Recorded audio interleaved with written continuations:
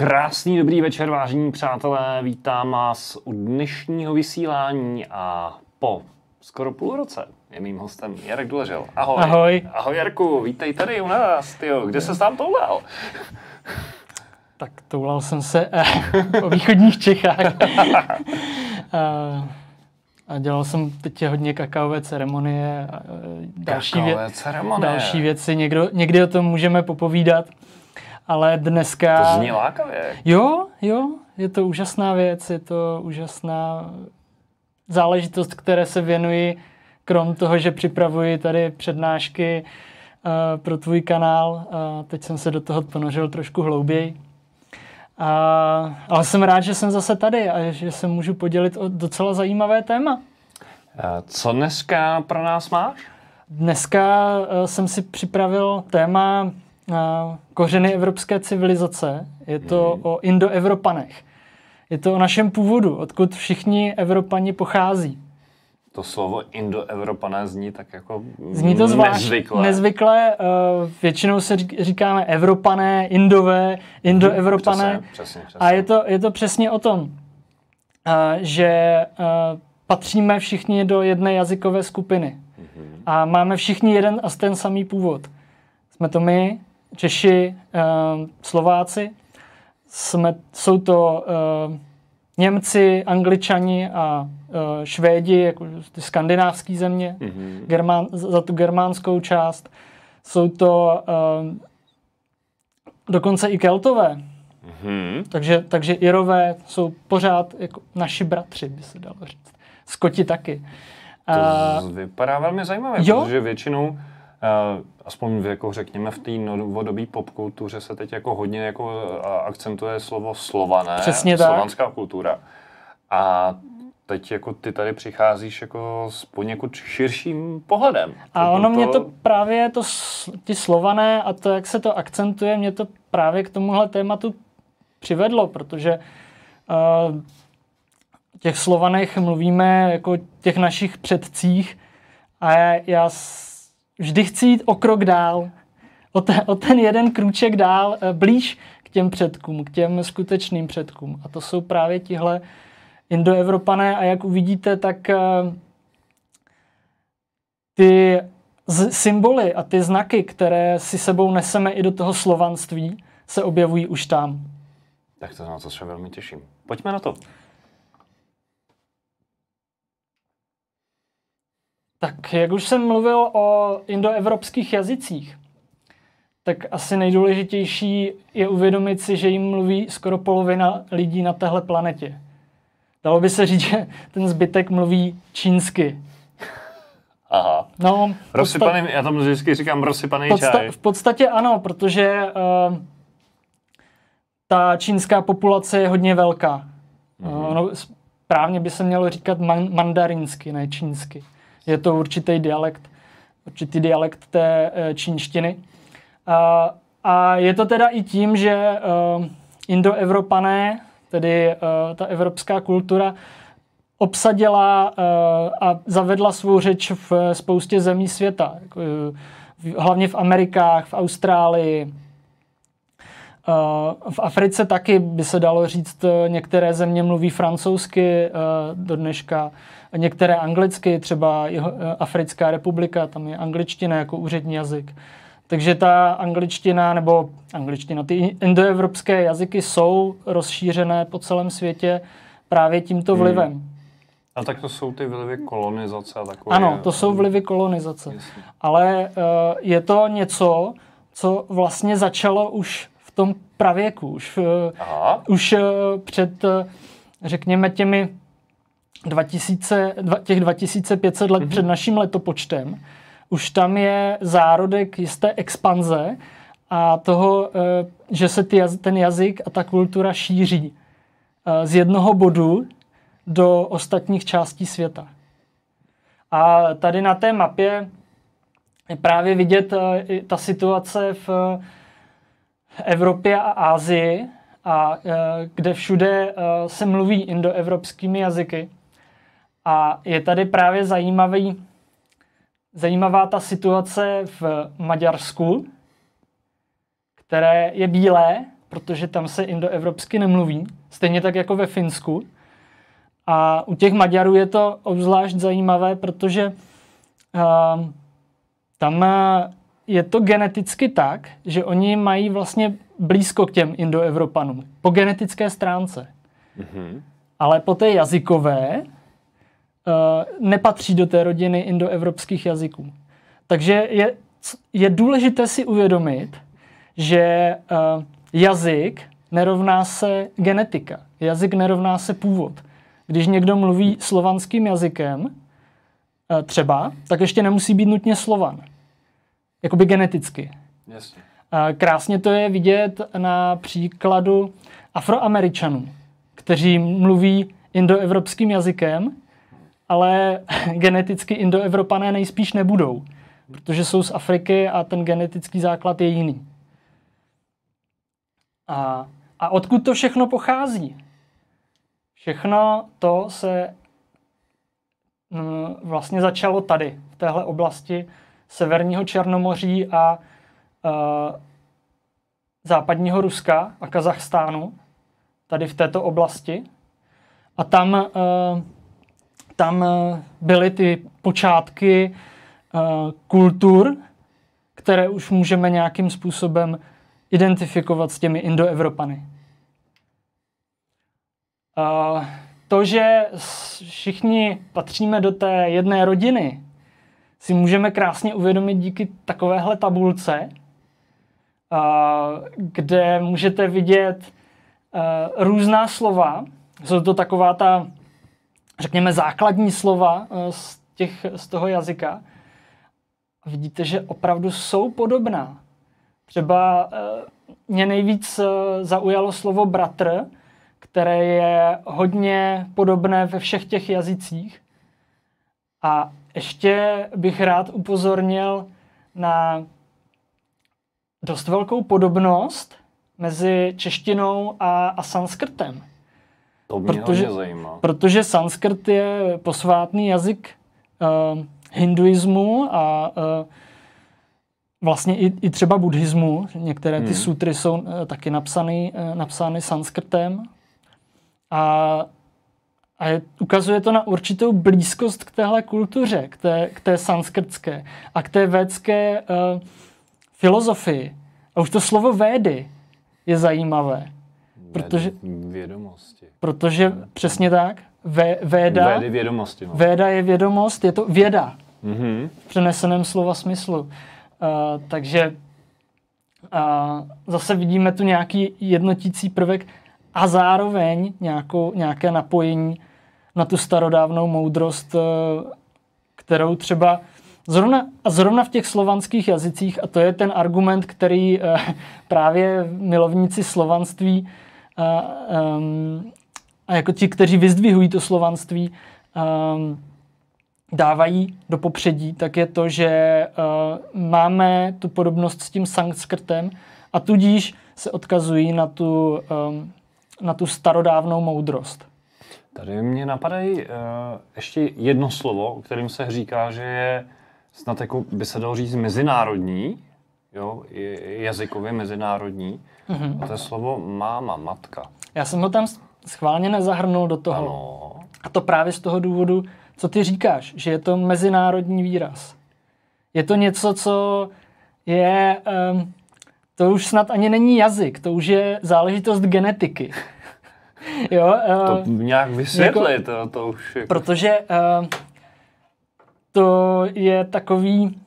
Je to prostě pro to dítě velmi přirozený zvuk. Prostě má. Mm-hmm. Jo, je to něco, co vychází z těch prvních slov, prvních zvuků, které to dítě vydává. A já osobně si myslím, že to je právě, že to vzniklo právě takhle, to označení matky jako ma, jako ty první zvuky dítěte. A máš pocit, že jako je to, jak se říká, co bylo dřív, jestli vejce nebo ano, to je samozřejmě ten problém, který si také uvědomuji.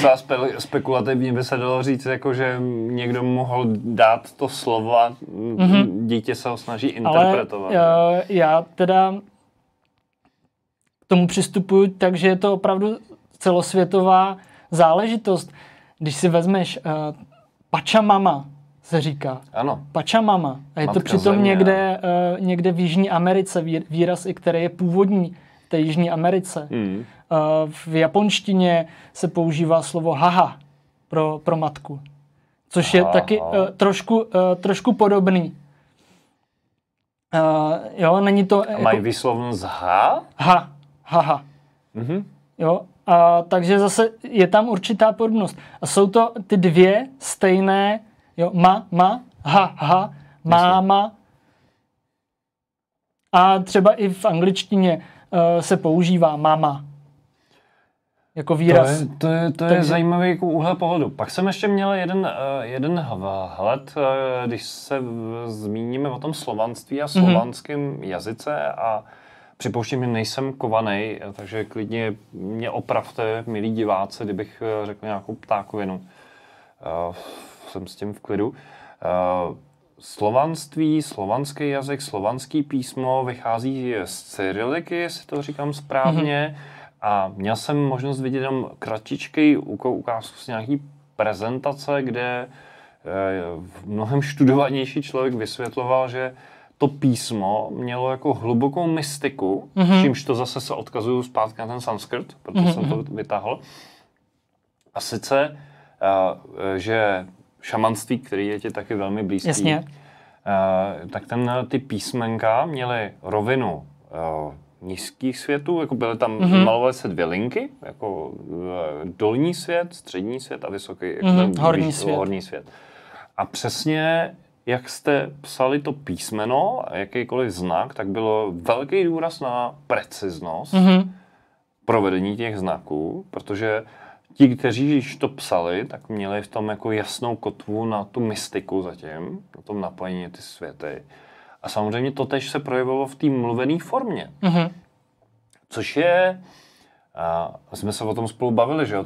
To je, jednak se to dá pojmout z hlediska fyziky, jakože práce s akustikou, jo? Což je jako samostatně jako velmi obsáhlý téma, o kterém by se dalo dlouze povídat, jako, že v té naší historii je toho všude a je to prostě, naši předkové s tím nějakým způsobem pracovali, nechme to teď stranou. A můj oblíbený citát z filmu Merlin, tam je je tam scéna, jedna úvodní scéna, kdy Merlin se učí čarovat a Frick, služebník map, říká, jsou 3 druhy magie. Magie gest, magie slov a magie myšlenek. A osobně se domnívám z tohohle úhlu pohledu a myslím si, že sanskrt to bude mít nějak podobně, že tam je to o té magii slov a vlastně jako velmi precizního vyjadřování se slov. A vlastně bych si troufal tvrdit, že něco podobného bude i v judaismu? Ano, v judaismu taky. Tam je to ještě povýšeno přes matematiku, protože každé to písmeno v judaismu má určitou číselnou hodnotu a ty vlastně můžeš sestavit pomocí těch písmen matematický kód, který vyjadřuje celý kosmos. A k tomu, co jsi říkal, ještě mě napadlo dodat, že ty písmena, to je i magie gest.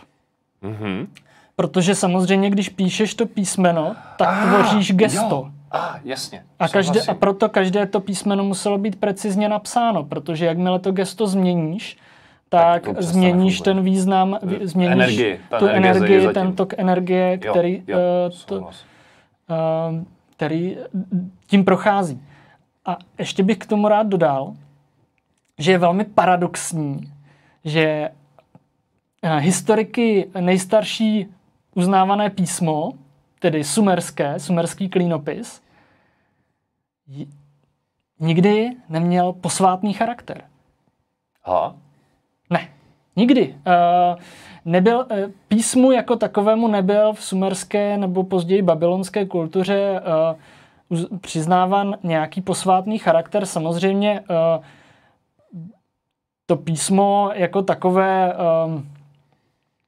třeba ten akt toho psaní, ano, řekněme, že bohové zapisovali na ty tabulky nebo používali ty ovčí játra jako tabulky, do kterých zapisovali ten osud a lidé je potom mohli číst skrze to věštění.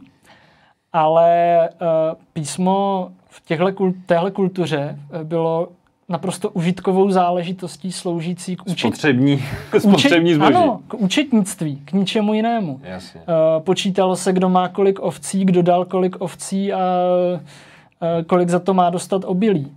Takže čistě praktická záležitost v těchto kulturách a nikdy mu nebyla přisuzována ta posvátná úroveň, jako je to třeba v Egyptě anebo v těch védských kulturách v tom sanskrtu. Teď je už asi poslední divergence, aby jsme se vrátili zpátky do kořenů Evropy. Ale napadá mě, že možná ten důvod, proč to nemělo pro ně takový význam, je, že oni vlastně písmo nepotřebovali. To se dostáváme k tématu Babylonu a vlastně zmatení jazyku a toto, tak jenom nastíním, že se můžeme jako čistě spekulativně domnívat, že v té době jako fungovalo princip kolektivního vědomí a něčeho, čemu dneska říkáme telepatie. Je to dost možné, protože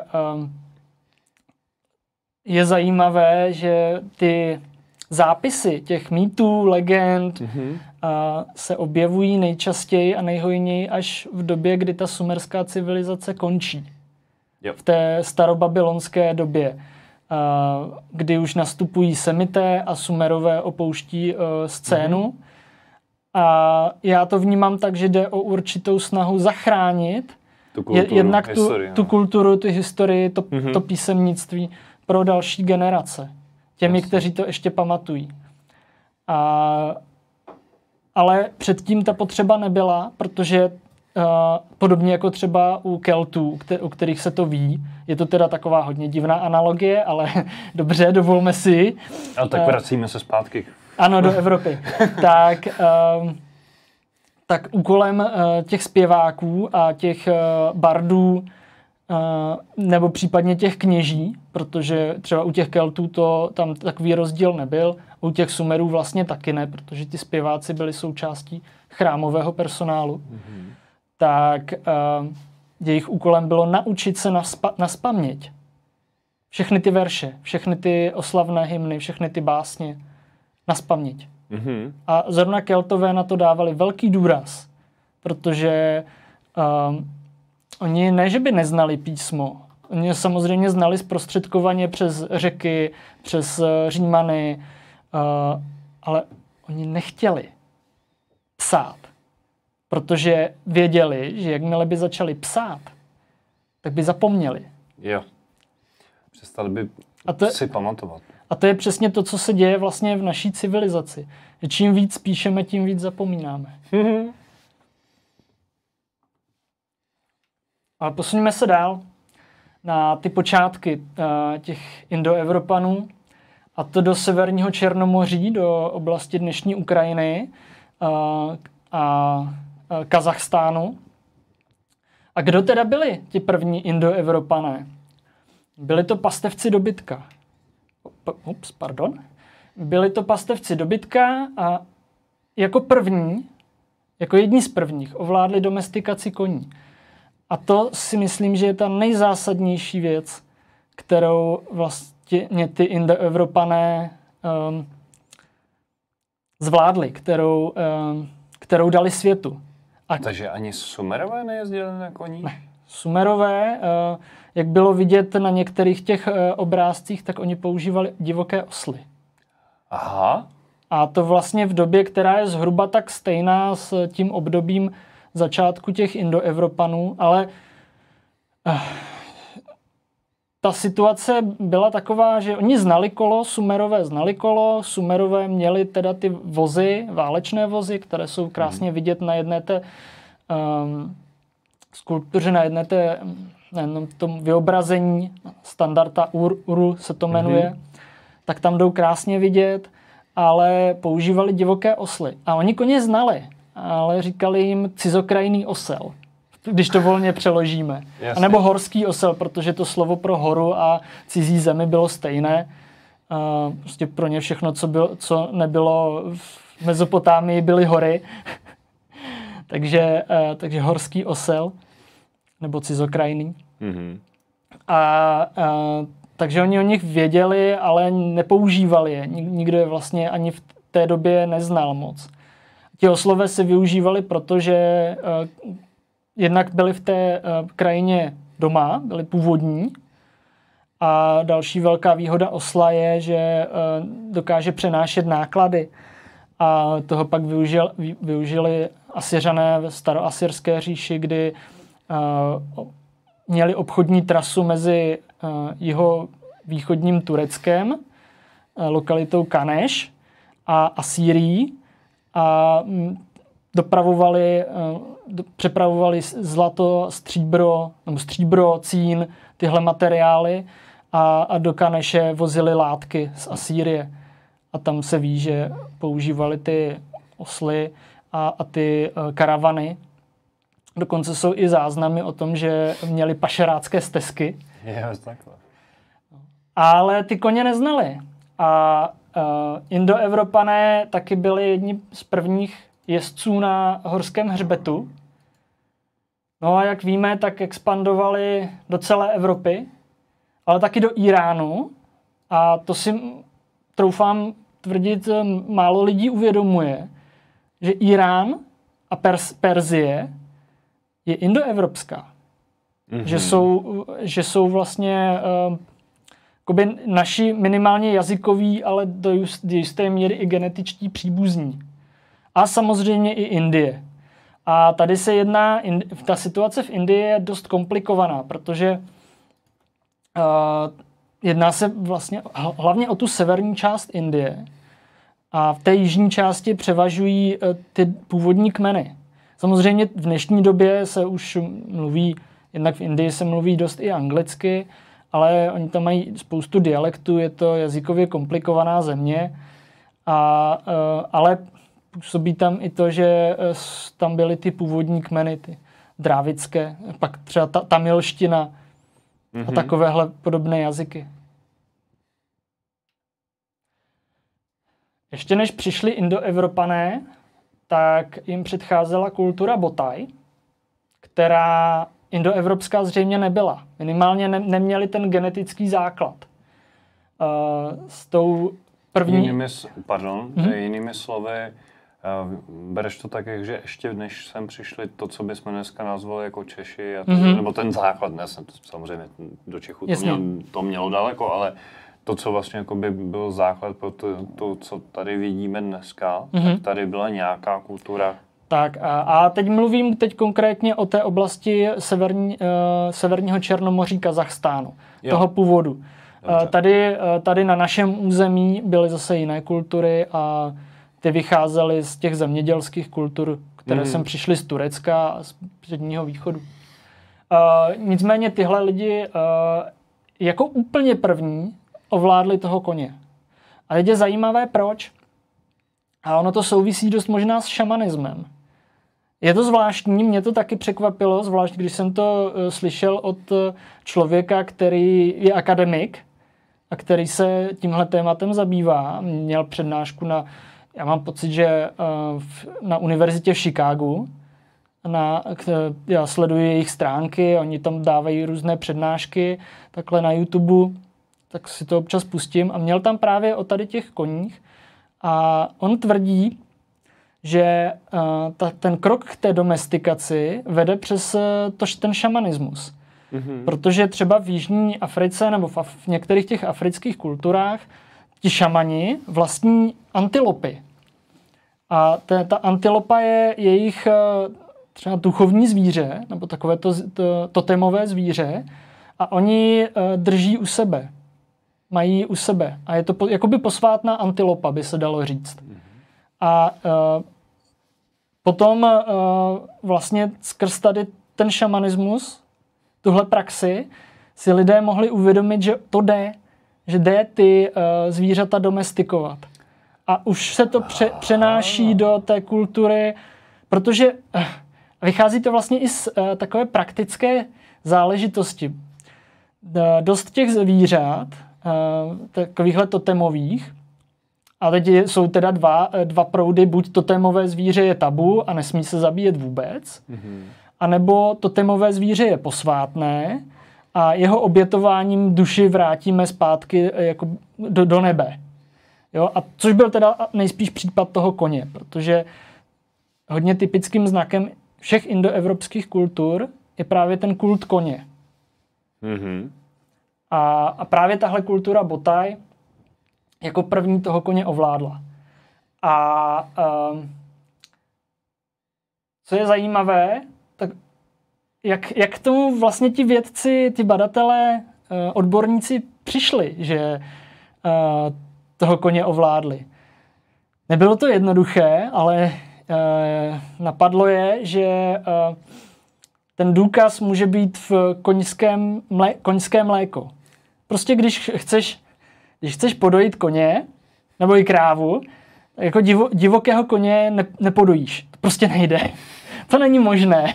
Ani divokou krávu. Prostě ti to nedovolí, to zvíře. A tak začali zkoumat keramiku právě téhle kultury Botai a pomocí spektrálních analýz a různých vědeckých metod přišli na to, že v těch nádobách se uchovaly určité skupiny tuků, které jsou typické právě pro to koňské mléko. To je dobrý hint. A tím pádem oni zjistili, že už tahle kultura využívala koně, že byli domestikovaní, protože je mohli dojit. Jo, to je dobrý oblouk. Jo, zároveň se tam objevují stopy po udidle. Divokého koně jen tak neosedláš, nedáš mu udidlo. Udidlo je pro koně asi dost nepříjemná záležitost. Všichni milovníci zvířat určitě si uvědomí, že jaké je to týrání zvířat. Když představte si, že vám někdo dá roubík do pusy a ještě s ním takhle otáčí, abyste mu otáčeli hlavu. A to přesně je pro toho koně. Mu dají do tlamy nějakou tyč, a na kterou jsou přidělané dva provazy nebo jeden provaz a tím otáčením hlavy se směřuje chůze toho nebo jako běh toho koně. Je to vlastně ten samý princip, jako máme my lidi, jen si ho možná úplně plně neuvědomujeme. Možná řidiči si ho uvědomují víc. A to sice, kam se dívám, tam jedu. Nebo tam jdu. Jo, jakmile jako řidič ztratíš pozornost nebo podíváš se někam do blba, jdeš mimo, bouráš. Je to vlastně vidět v tom filmu Vesničko má středisková. Zase jste se kochal. Zase jste se kochal, pane Tak to je ten samý princip právě i u toho koně, že kam směřuje hlava, tam jde zbytek těla. A už jsem říkal teda, že nebyli geneticky příbuzní. No a ten význam koně. Proč teda, co ten kůň, proč o něm vlastně mluvíme? Proč to byl takový přelom? Je to proto, že kůň, ať už teda jízdou na koňském hřbetě, anebo použití vozu, a teď myslím válečného vozu, zásadně změnil způsob, jakým se přepravujeme. On zvýšil tu rychlost, jaké jsme schopni dosáhnout. A tím pádem i zvýšil tu vzdálenost, které jsme schopni dosáhnout. Navíc, když člověk sedí na koňském hřbetu, tak je výš, má přehled, má větší rozhled. Je vyšší. Jo? Já jsem malej, ty jsi hodně velký, takže ty vlastně máš větší rozhled. Jo? Tady to maskujem ve studiu. Jo, takže ty vlastně vidíš, ty se díváš z jiné úrovně. A ten jezdec na tom koni má větší rozhled než člověk, který stojí na zemi. A to je další věc. Může rychle reagovat na to, co se děje. A může i ovládat právě ty stáda těch dalších koní, což je hodně důležitý, protože koně jinak než pomocí jiného koně nelze dohonit. Dneska už jo teda, ale dřív ne.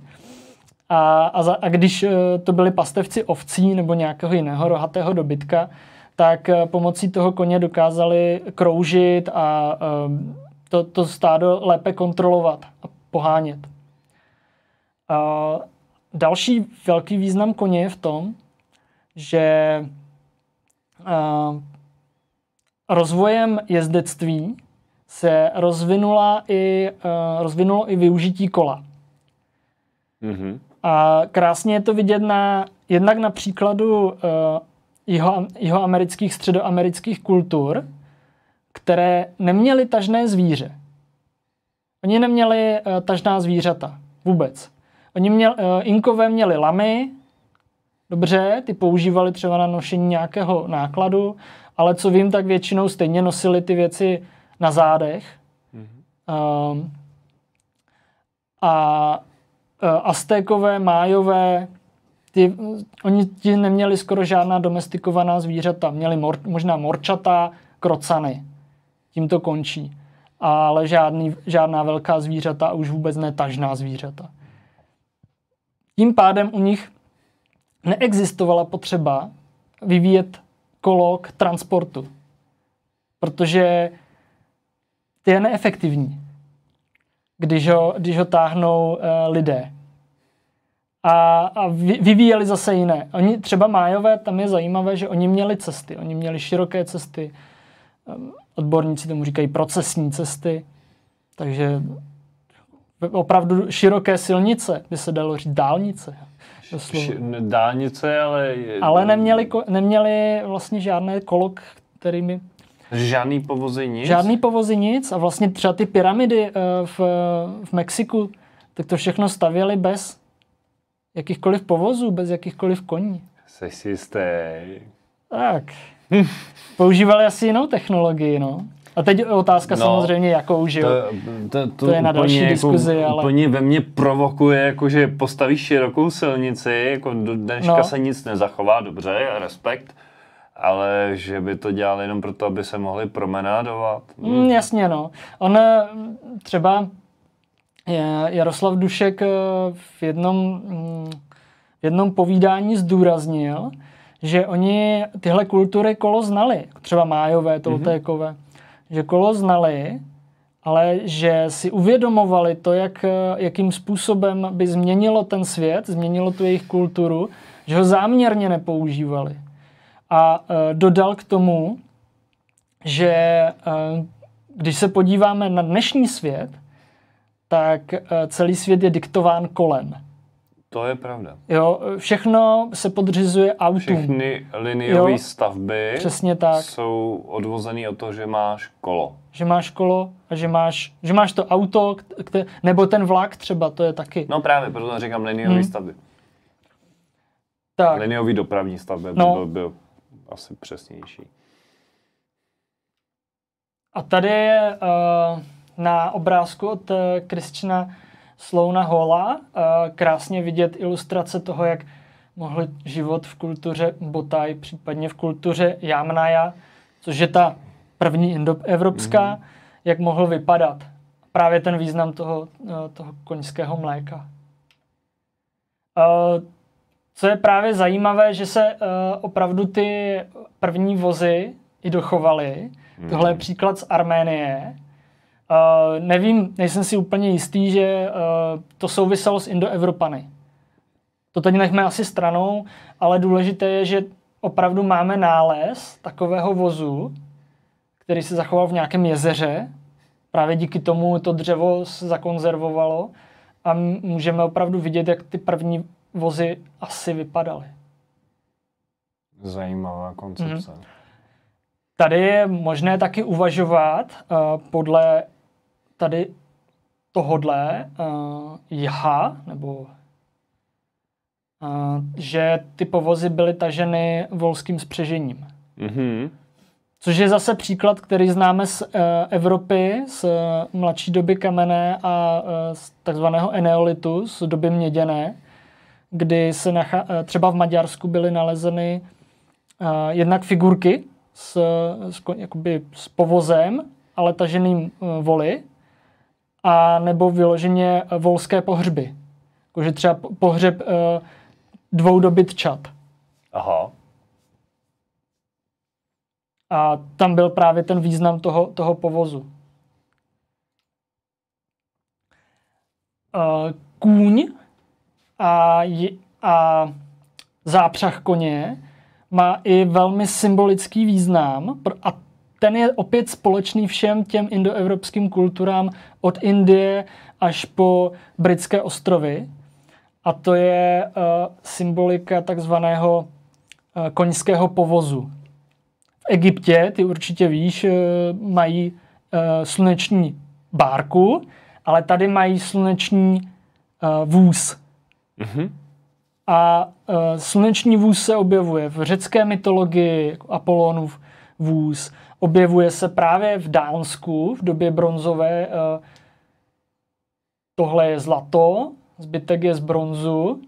A tady je i vidět, že jsou tu různé rozetky a spirály, to bohatě zdobené. Opravdu to má evokovat to slunce, ten sluneční povoz. A objevuje se to určitě i v dalších kulturách.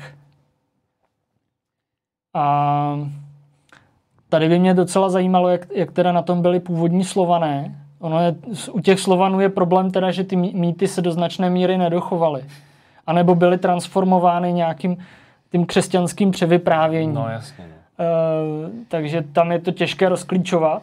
Případně můžeme vyzvat diváky, kteří se tím aktivně zajímají. Klidně pište do komentářů, do chatu, pokud vás tomu něco napadne, třeba právě protože vás zajímá slovanství, tak klidně pojďte do toho, pojďte sdílet svoje know-how, zkušenosti, to, kde jste zaslechli, budeme rádi, protože to potom můžeme rozvinout tu diskuzi. To je pravda. Tady je pro mě zajímavý, a ty to třeba vysvětlíš, proč ten kůň je na těch kolečkách. Zřejmě se jedná o nějakou, teď tě možná trochu pobavím, o nějakou rituální záležitost. Sloužilo k náboženským účelům. A tady bych si ale opravdu troufal tvrdit, že ano. Že mohl být součástí nějakého procesí a že ho opravdu táhli a že to jako byl ten vozík, jako jsou ty třeba dětské hračky, ale tohle určitě dětská hračka nebyla, protože ty materiály, ze kterých je to vyrobeno, jsou natolik vzácné a drahé a i ta symbolika je natolik hluboká, že tohle je maličký nebo velký? Není tu měřítko, no, to máš pravdu. Úplně si nejsem jistý, ale řekl bych, že to bude jako minimálně takhle velký. Jo, jako nebude to obrovské. Myslím si, že to není obrovské. Že ty sluneční bárky, oni, když se vrátíme jako k Egyptu, tak tam to šlo jako do 1:1. Jasně, no. Jo, že pak jsou tam jako různý variace, ale že oni to brali až tak, že byla sluneční bárka a na tom seděl faraon. Jo, teď teda si úplně nejsem jistý tou velikostí, jak je to velké. Nicméně se domnívám, že to opravdu táhli a jelo to tím procesím, nebo minimálně při nějaké, řekněme, inscenaci to bylo použito, jakože to třeba přitáhli na to v uvozovkách, teď hodně v uvozovkách jeviště, to rituální místo a představovalo to nějaký jakože průchod toho slunce. Třeba přes tu scénu toho rituálu.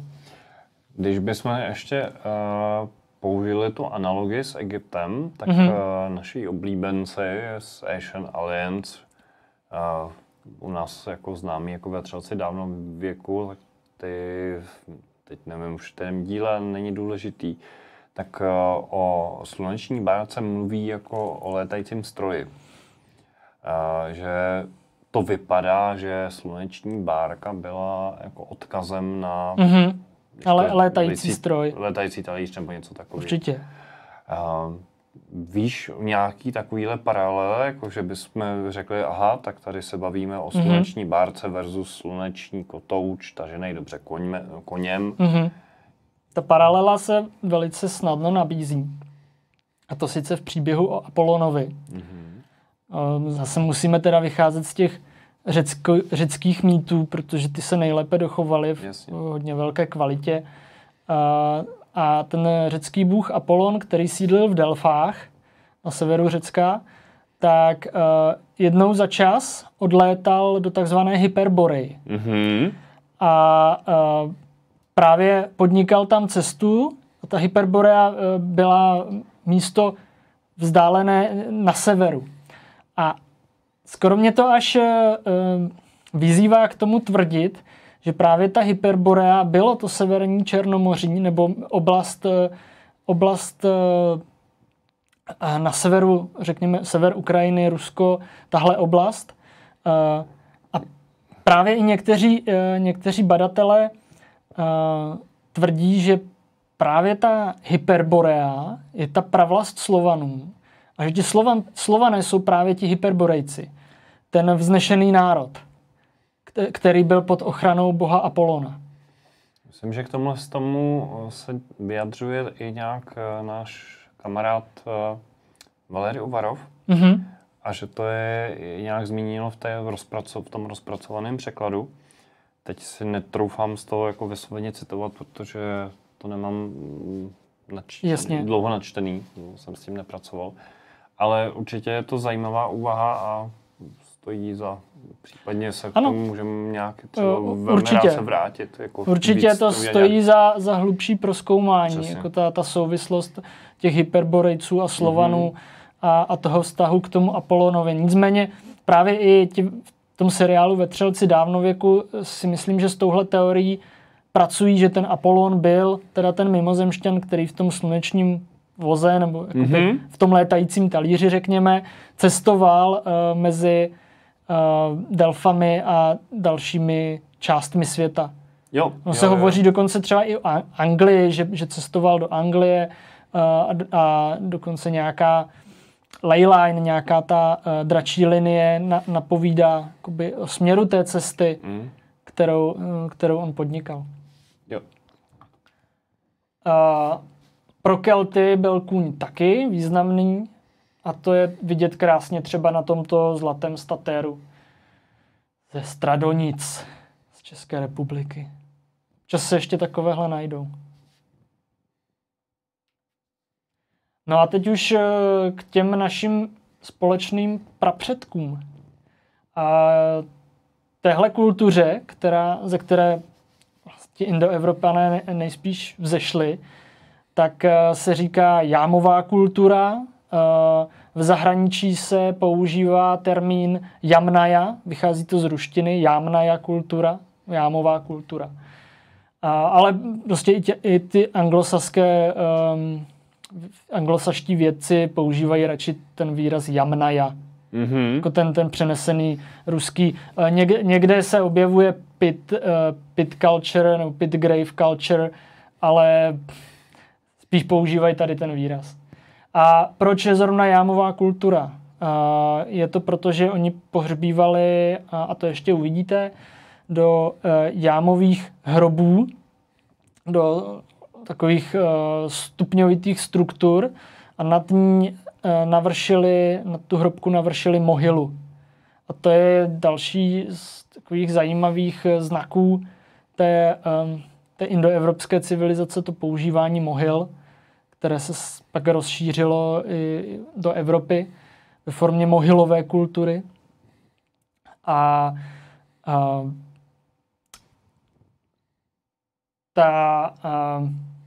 Ty mohyly, ten význam těch mohyl, tak byl v tom, že označovali to místo předků. Mm-hmm. Jakože to nebylo jenom tak, jakože kdo měl větší ego měl větší mohylu, ale byl to určitý výraz. Jak by rádi archeologové řekli o starých faraonech. Jo, no. Měl větší pyramidu, větší ego. No, ne, tak tady to samozřejmě bylo i určité označení toho teritoria, toho území. Protože ty mohyly byly... Oni žili jako kočovní pastevci, tahle kultura jamnaja, nebo ta jámová kultura, ale samozřejmě vraceli se na nějaká svá rituální místa, na místa pohřebišť, tam, kde to bylo jejich, a tím že pohřbívali na těch určitých územích nebo do těch mohyl, tak označovali, tady je to naše. Tady to jsou naši předkové. Já mám pocit, že jsme se o tom někde bavili při nějakém rozhovoru v terénu. Možná, když jsme šli směrem na ty komunovské řady. Nebo na Závist, tam je to taky možné. Jo, že buď ty nebo Honza to zmínil, myslím Honza Kroča, zmínil to, že pohřbívali na určitých místech a že jako vzali významného člověka, šamana, a prostě odtáhli jako kilometry daleko, nám prostě, aby ho pohřbili tady, aby to jako... Jo, to jsme se bavili v souvislosti s jedním tím paleolitickým pohřbem, ale to je úplně něco jiného. Okay, ale určitě ano. Určitě i tady toho významného člověka pohřbili pod určitou mohylu a označovali tady je to naše. Mm-hmm. A jak už jsem zmínil, byli to pastevci, dobytka, hlavně ovcí, koní. To byl jejich způsob obživy. Vlastně z toho i ta kultura vychází. Otázka je, jestli měli stálá sídla. Mm-hmm. Spíš se uvažuje o nějakých sezónních, že se třeba na léto byli tady, na zimu tam.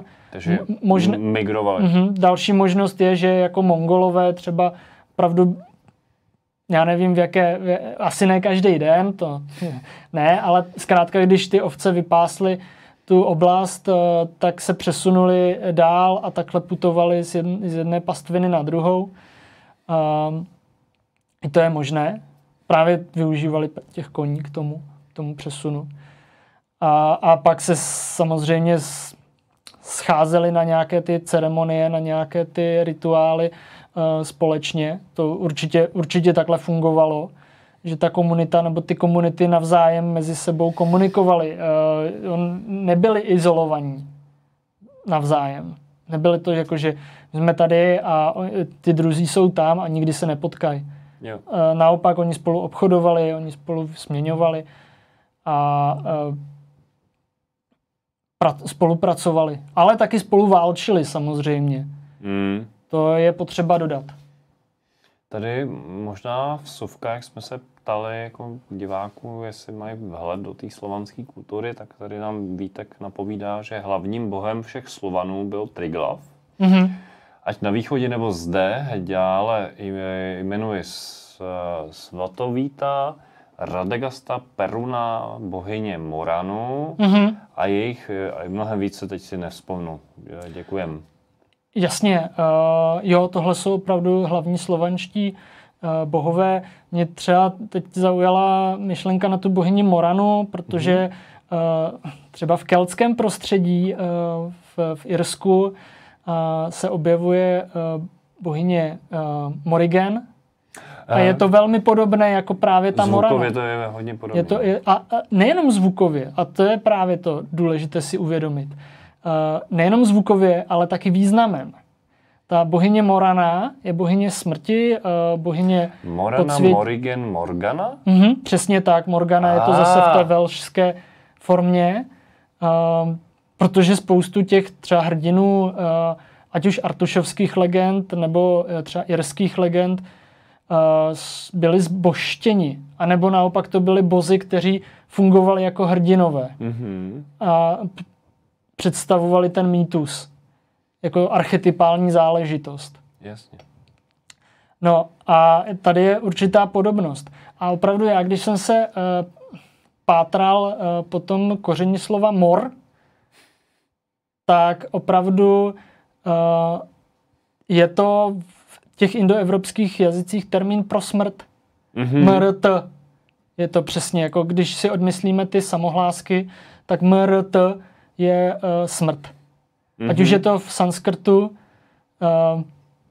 ať už je to v latině, memento mori, pamatuj na smrt, nebo rigor mortis, že jo, posmrtná stuhlost.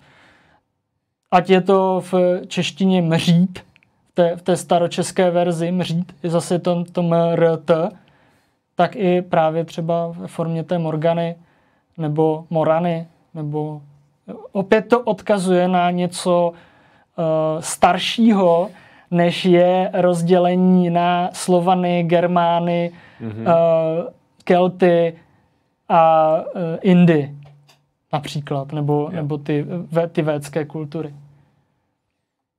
A tahle ta kultura Jamnaja, bych se k ní teda vrátil, tak ona se sice sformovala na severu té Ukrajiny, ale postupně expandovala do okolních zemí, hlavně do Evropy. A zdá se, že buď formou nějaké migrace, že se opravdu ty kmeny přemísťovaly, ať už, a teď je otázka, buď kvůli tomu, že bylo příznivé podnebí a došlo k populační expanzi, anebo naopak, že bylo nepříznivé období a tu civilizaci to tlačilo dál na západ, jako to máme třeba v případě Skytů, v případě Hunů, kteří jako taková to kulečníkové tágo rozstřelili situaci na konci doby římské, vlastně v závěru římské říše. Jo, ten posun těch Hunů potom spustil celé to stěhování národů a vlastně i to, že Slované přišli sem do českých zemí. A tak tenhle proud tam vždy existoval. Ten z toho východu směrem na západ, nejčastěji do Karpatské kotliny, ale také tím severním okruhem přes Polsko a až třeba do Holandska. Jo.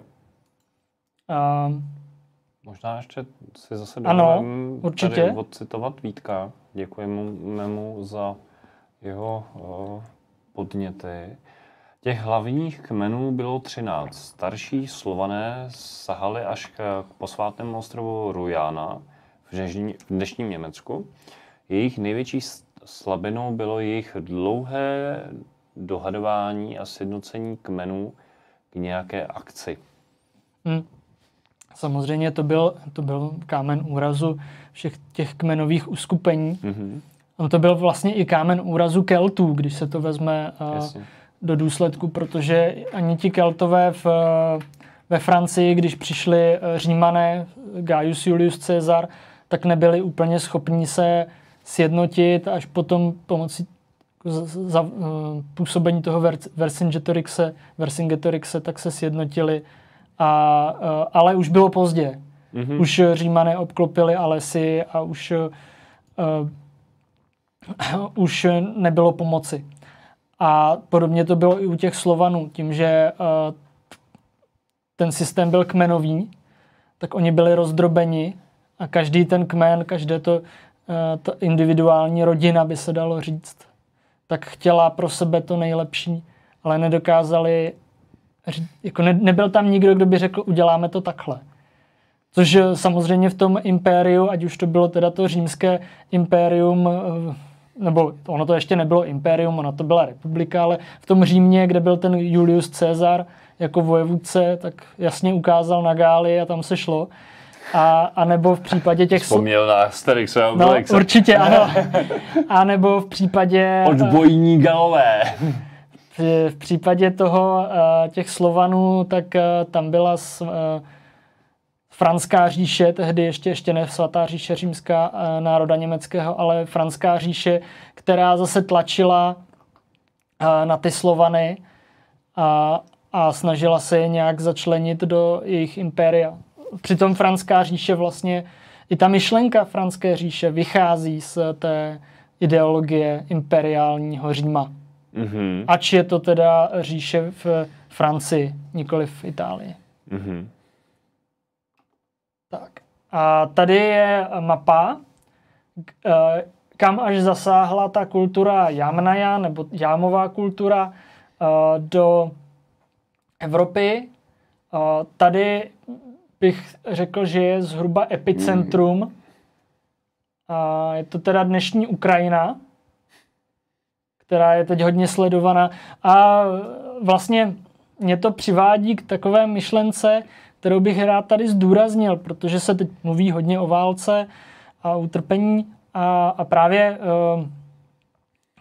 často se zapomíná, já teda samozřejmě si uvědomuji, že docela oprávněně, ale zapomíná se na to, že válka přináší utrpení nejenom lidem, ale také památkám a historii. To je pravda. Jak nám jeden náš vyučující zdůraznil, když se rozpadala Jugoslávie a obléhali Vučedol, tak první, co likvidovali, bylo muzeum. Ostřelovali muzeum. Muzea trpěla. A tím pádem i ta kultura, jakoby ty vědomosti, ty památky a to uvědomění, protože když chcete zničit jakoukoliv zemi, tak smažte jejich kulturu. Smažte jejich historii. Zničte jejich historii. Konec konců asi nejkřiklavější a možná i mediálně docela profláknutý je jako zničení nebo poškození, cílený poškození iráckého muzea. Dokonce se tomu věnoval jeden speciální díl v Asian Alliance, ve předcích dávno někudy se věnovali tomu, že prostě přišla americká armáda, do dneška se neví přesně proč, co tam dělali, ale obsadili muzeum a všechno, co souviselo se Sumerem, tak bylo... Všechno naštěstí ne, ale dost věcí bylo rozkradeno. Bylo zcizeno, rozkradeno, do dneška se neví, kde to přesně skončilo. Stejně tak situace v Sýrii nebo v Iráku, když řádil takzvaný islámský stát, který si toho byl velice dobře vědom a záměrně ničil místa právě související s mezopotámskými civilizacemi, ať už to je Ninive, kde rozbili všechny ty, nebo značnou část těch alabastrových reliéfů, ať už je to Palmyra, kterou zkrátka zaminovali a odpálili to, aby to zničili. A takových míst je víc, takže opravdu... Co si tak hodně vybavuju, tak byly, bohužel se nevzpomínám, kde to přesně je, když tak mi napověste, tak byly budhové v Pákistánu, který byly vlastně jako relief vysekaný do skály, obrovský sochy. A oni se to snažili zlikvidovat v 90. letech, ano, dají se ještě vidět ty videa, kdy oni tam mají ty sochy a teď to vyhodí do vzduchu. A ty sochy tam jsou vlastně z toho důvodu, že ta indická kultura, ta civilizace zasahovala až do toho Pákistánu a myslím, že to bylo za vlády krále Ašoky, který byl velký propagátor buddhismu, docházelo právě ke stavbě takovýchto monumentálních děl. Takže to je jenom tak, abychom si uvědomili, že historie může utrpět právě válkou. Souhlasím. Nicméně tehdy samozřejmě dnešní hranice neexistovaly, takže ta kultura byla rozšířena až do dnešního Ruska. A když to vezmeme zase na západ, tak především černomořské pobřeží Bulharska, tam se našlo spoustu zajímavých nálezů, které ještě ukážu. Hlavně třeba z bronzu a z drahých kovů. Yes. A tady si můžete podívat na krásnou ilustraci z jednoho dokumentárního filmu, jak asi tak mohla vypadat žena kultury Jamnája na koni. Jak vlastně vypadaly? To je možná asi ta nejzásadnější otázka.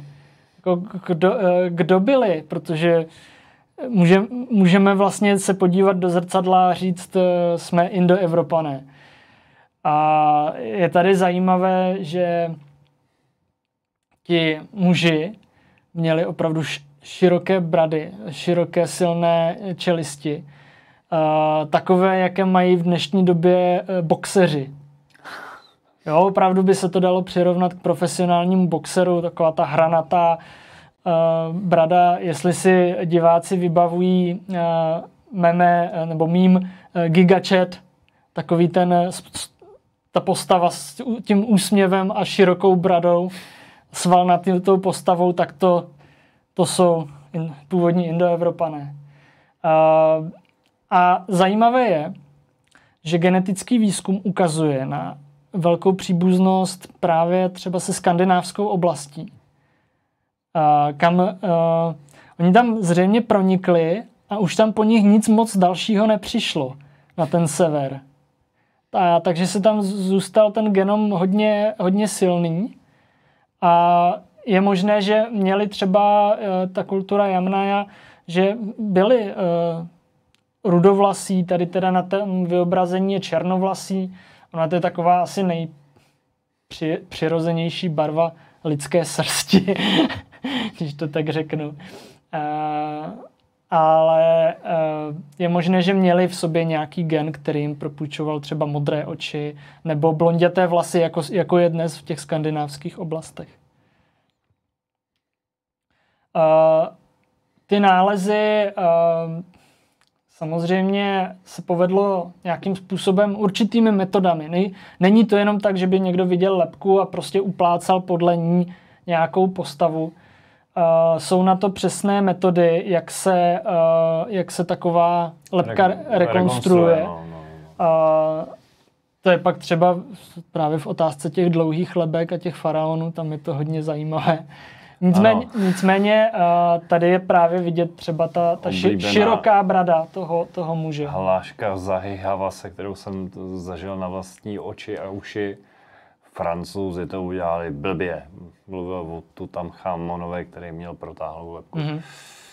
Já tady vidím v chatu otázku od diváka RF. Prosím pěkně, jsme původem Slované či Keltové? Často se na toto téma lidé hádají. No, právě proto jsem udělal tuto přednášku, protože jsme i Slované, jsme i Keltové, jsme Indoevropané. Ale jsme i víc, jak ještě uvidíte v závěru. Potom je to ta genetická skladba je zajímavější, než jenom otázka, jestli že jsme Slované nebo Keltové. Tak, ale děkuji diváku RF za otázku. Opravdu je to tenhle důvod, který mě i přiměl k téhle přednášce. Skvělý. Já si taky dovolím zareagovat trošku off topic. Katko, Islámský stát a jiné záležitosti, odpovědi hledej u CIA. Víc bych to nerozváděl. Jo, já taky to úplně nechci rozvádět, takové kontroverzní. Záměrně jsem tady dal teda rekonstrukci jak muže, tak ženy, aby bylo... Ještě teda, pardon. Mm-hmm. Katko, podívej se na náš nastup.cz, tam jsou videa, který nachází odpověď, ale držme se tématu. Aby to bylo nějak i vyvážené, abyste si dokázali představit, jak vlastně mohli ti Indoevropané, jak muž, tak žena vypadat. A opravdu u toho muže je výrazná ta široká brada. Docela mě to zaujalo. Chtěl jsem se tě na to zeptat, jestli v tomto vidíš to samé, co já. Připomnělo mi to, jako kdybys mi to neřekl, tak bych řekl, že to je nějaký Indián. Jo, jasně, no. Možná je to tím, že je to ta bronzová socha, že to tak na tebe působí, že tam má ten nějaký ten vlčí zub nebo něco, ale když se to vezme kolem a když nad tím teď přemýšlím, tak ten způsob života byl podobný jako u těch prérijních indiánů. A s tím rozdílem teda, že ti prérijní indiáni samozřejmě neměli ty ovce, které by chovali, oni lovili ty bizony. Jo. Ale v té původní verzi ještě... S dovolením se obsloužím, povídej dál. Ještě než toho koně, než došlo k domestikaci toho koně, tak samozřejmě za těmi koňmi putovali a lovili je. A jo, jakýmkoliv způsobem. Podobně jako indiáni lovili ty bizony, tak předchůdci kultury Jamnaja právě lovili ty koně. Že ano, ta podobnost, ač čistě náhodná, tak určitě tam nějaká je. Minimálně v tom způsobu života, který byl kočovný. Tadyhle je celkou zajímavá dotaz od Romany. Ľudia s krvou skupinou, sorry, že komolím slovenčinu, RH negativ, mají vůbec nějakou národnost? Protože to je takový jako téma, který zasahuje i do exopolitiky. Já si myslím, já bych mezi RH skupinou a národností určitě rovnítko nedělal. Jo. Ale souvisí to s tou exopolitikou, nicméně to je asi na jinou přednášku. Možná někdy jindy odpovíme, jak to s tou RH negativní je. Jo, dobrý, tak to nechme, jenom mě to zaujalo, protože... Tady ještě pár rekonstrukcí právě těch mužů kultury Jamnaja s těmi širokými bradami a výraznými lícními kostmi. Opravdu jsou to válečníci a to je potřeba si uvědomit. Ty lidé žili v drsném prostředí a ta konkurence tam byla silná. Ať už teda ze strany té přírody, ze strany těch zvířat, anebo ze strany těch ostatních kmenů. A zároveň tím, že to byl tak drsný lid, tak získal tu možnost expandovat a podrobit si ty ostatní. A ještě bych rád upozornil diváky na YouTubeový kanál a stránky Survive the Jive. Stránky teda survivethejive.blogspot.com jsou teda v angličtině, video je taky v angličtině, ale tento chlapík natočil velice kvalitní video o Indoevropanech, které bylo pro mě velkou inspirací pro tuhle přednášku. Takže pokud ovládáte angličtinu, tak se podívejte na Survive the Jive. Má to velice dobře zpracované a určitě vám to doplní nějaké další věci, které třeba tady v té přednášce nezazní. Vlastně i díky tomu Survive the Jive jsem došel k tady těm krásným obrázkům. Toho vpravo. Ano. Znám. Ano. Ten začínal mezi námi. Začínal mezi námi, bude nás tak trošku provázet, protože co je zajímavé u té skupiny nebo kultury Jamnaja, tak je to, že oni ty svoje předky nějakým způsobem měli potřebu zachytit v takovýchto stélách.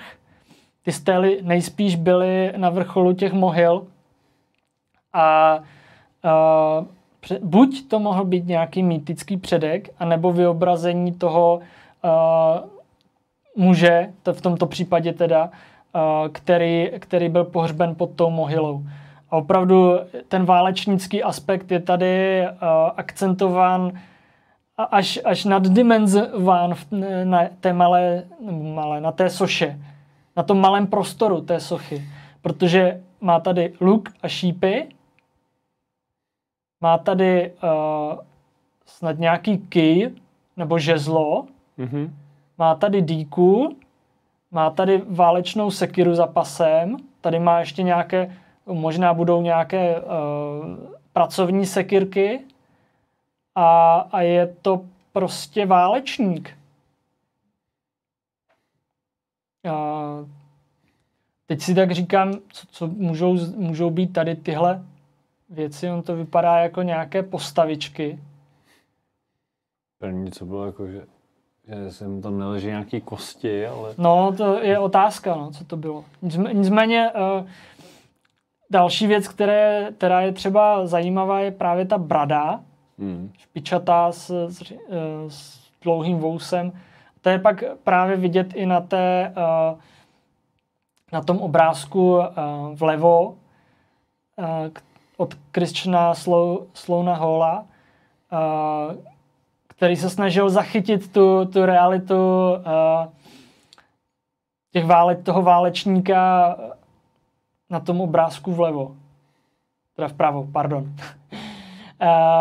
Jo, že takhle nějak mohli vypadat. Takhle hroziví válečníci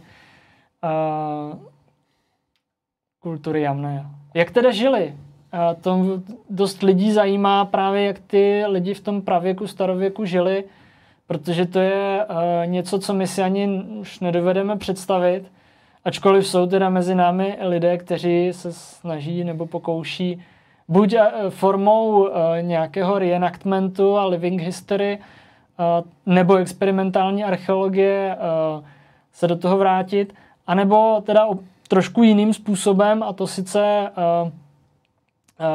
takovým návratem k té přírodě, bydlením v jurtě, i když ne třeba po celý rok, ale jo, v nějaké komunitě, nebo jak náš společný kamarád má louku, že jo, tak třeba na té louce. Tak, indiánská vesnička tak, na Šumavě. No, tak určitý návrat k té přírodě, tak můžeme právě u těch starých civilizací hledat jistou inspiraci a jisté pochopení, jak to dělali. Právě ten náš kamarád se mě ptal, jak to dělali, když neměli auta. Ano, to zaznělo. Jo, a bylo to... Jak to pojednat, jestliže není k dispozici auto a přesto tam chcete žít celoročně? No, a oni vlastně ty auta neměli, že jo. Oni měli ty koně teda, ale ty koně vlastně měli jenom protože je měli k dispozici. V jiných částech světa v té době ty koně neznali. Mm-hmm. A taky žili. A to je možná důležité, to je to důležité si uvědomit, že ti lidé žili bez těch věcí, které dnes máme, bez těch aut, bez těch mobilů, bez těch počítačů. Samozřejmě byl to složitější život, náročnější, jako fyzicky náročnější, ale ti lidé žili. A my jsme toho důkazem, že ti lidé žili. To je třeba si uvědomit. Byli to teda kočovní pastevci, to už jsem tady řekl několikrát. Žili právě v těch jurtách, nejspíš, protože ty sídliště se moc nenachází.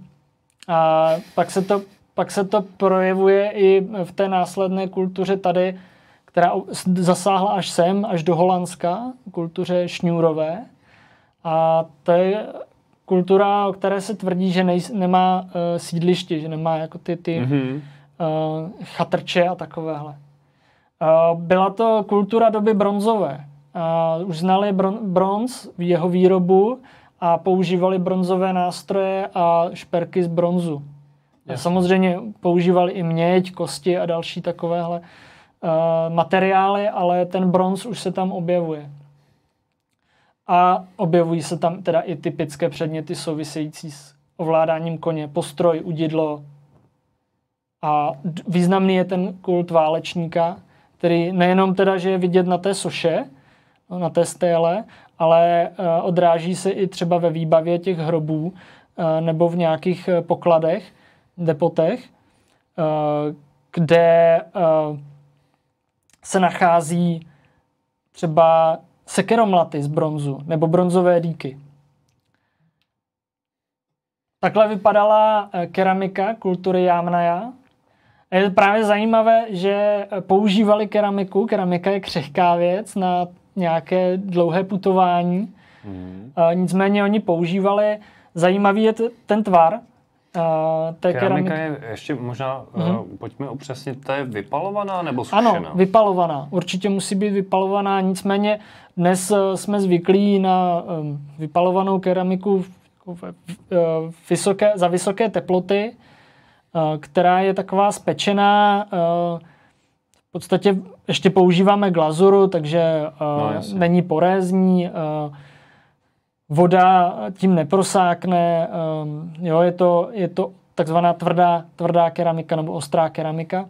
Tahle keramika byla porézní. Právě díky tomu se tam třeba našly ty stopy toho koňského mléka.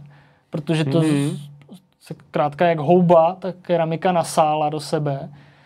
A byla pálená za nižších teplot Odhaduji si tvrdit, že tak maximálně 600 až 800 stupňů Celsia. Tahle kultura určitě k vypalování keramiky používala jednoduchých ohnišť, maximálně milířů. Že představte si, že máte ohniště, do kterého nasázíte ty keramické nádoby uplácané z hlíny. Lidé, kteří znají výrobu keramiky, tak to mají teď trošku jednodušší. Máte uplácané z té hlíny nádoby, naskládáte je do ohniště, zapálíte ohniště, přikryjete to nějakou slámou a nějakým chrastím a něčím, aby to přestalo hořet, aby to jenom sálalo a tím se ta keramika vypálí. Zajímavý je efekt toho, že když je keramika pálená takhle, tak ty nádoby mohou být flekaté. Protože dochází k různým oxidačním prostředím. Jasně. A to je teda na další povídání, ale trošku to naznačím, když jsme se dostali k tomu tématu té keramiky.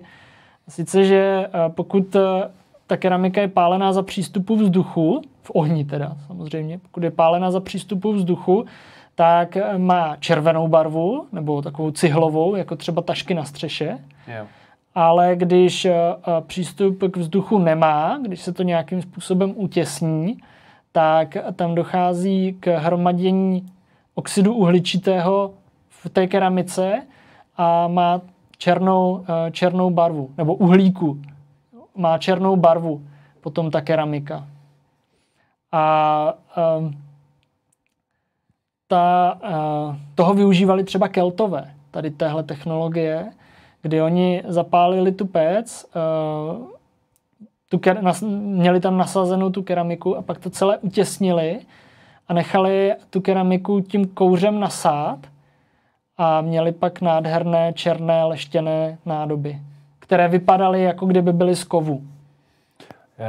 Tam se na to, protože jsem viděl kdysi nějaký dokument, kde se naši akademičtí archeologové přeli u nějaké kultury, jako jestli byla tak či onak vyvinutá. A právě posuzovali to podle toho, jestli dokázali zpracovávat keramiku. A ten problém jsem pochopil, a ty jsi to vlastně naznačil, jo, že ono k tomu, abyste mohli vyrábět keramiku, tak to vyžaduje určitý znalosti, ať už z chemie, práce s teplotama, a že už to není jako takový jako easy. Takže to vyžaduje, buď abyste na něco přišli, nebo aby vám to někdo poradil. Jo.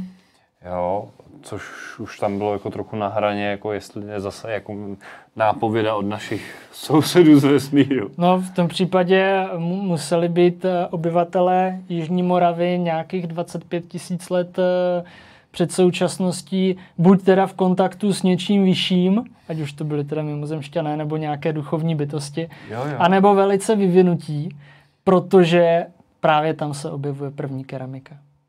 A je to ta slavná věstonická Venuše. Jasně. Jo, to je potřeba si uvědomit. A není to jenom ona, to je důležité. Jsou to i figurky zvířat.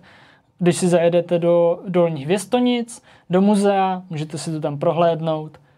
Je tam teda replika té věstonické Venuše, ten originál je schovaný v trezoru, ale jednou za čas se vystaví. Je z toho velký svátek potom v novinách.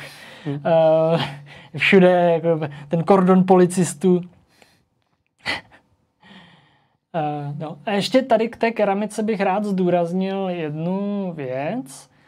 Zase budou mít teda lidé, kteří pracují s keramikou, trošku výhodu. A sice, že ta keramika je zdobená otiskem šňůry.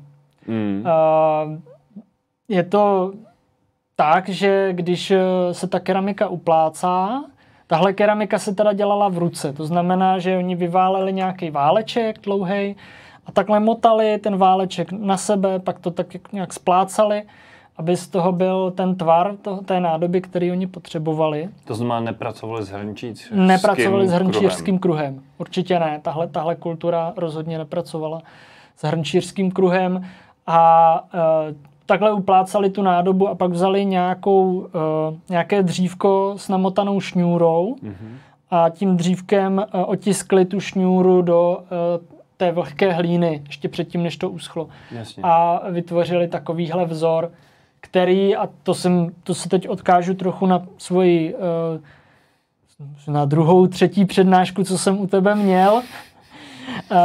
Studujte, přátelé, studujte. To už je dávno.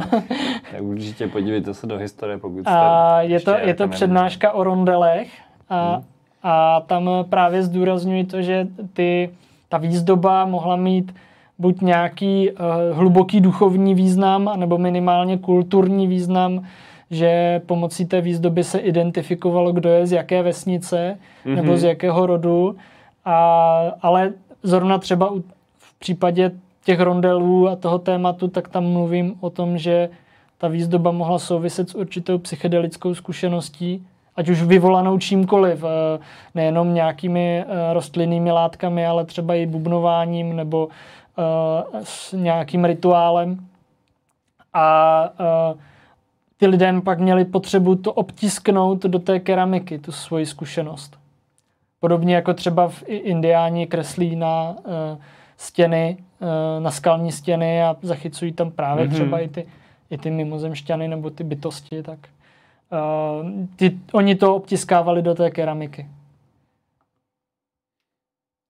Tady jsou pak příklady těch bronzových nástrojů a ozdob. Tady je právě například sekira z bronzu. Tahle je nejspíš pracovní. Není to ta válečná.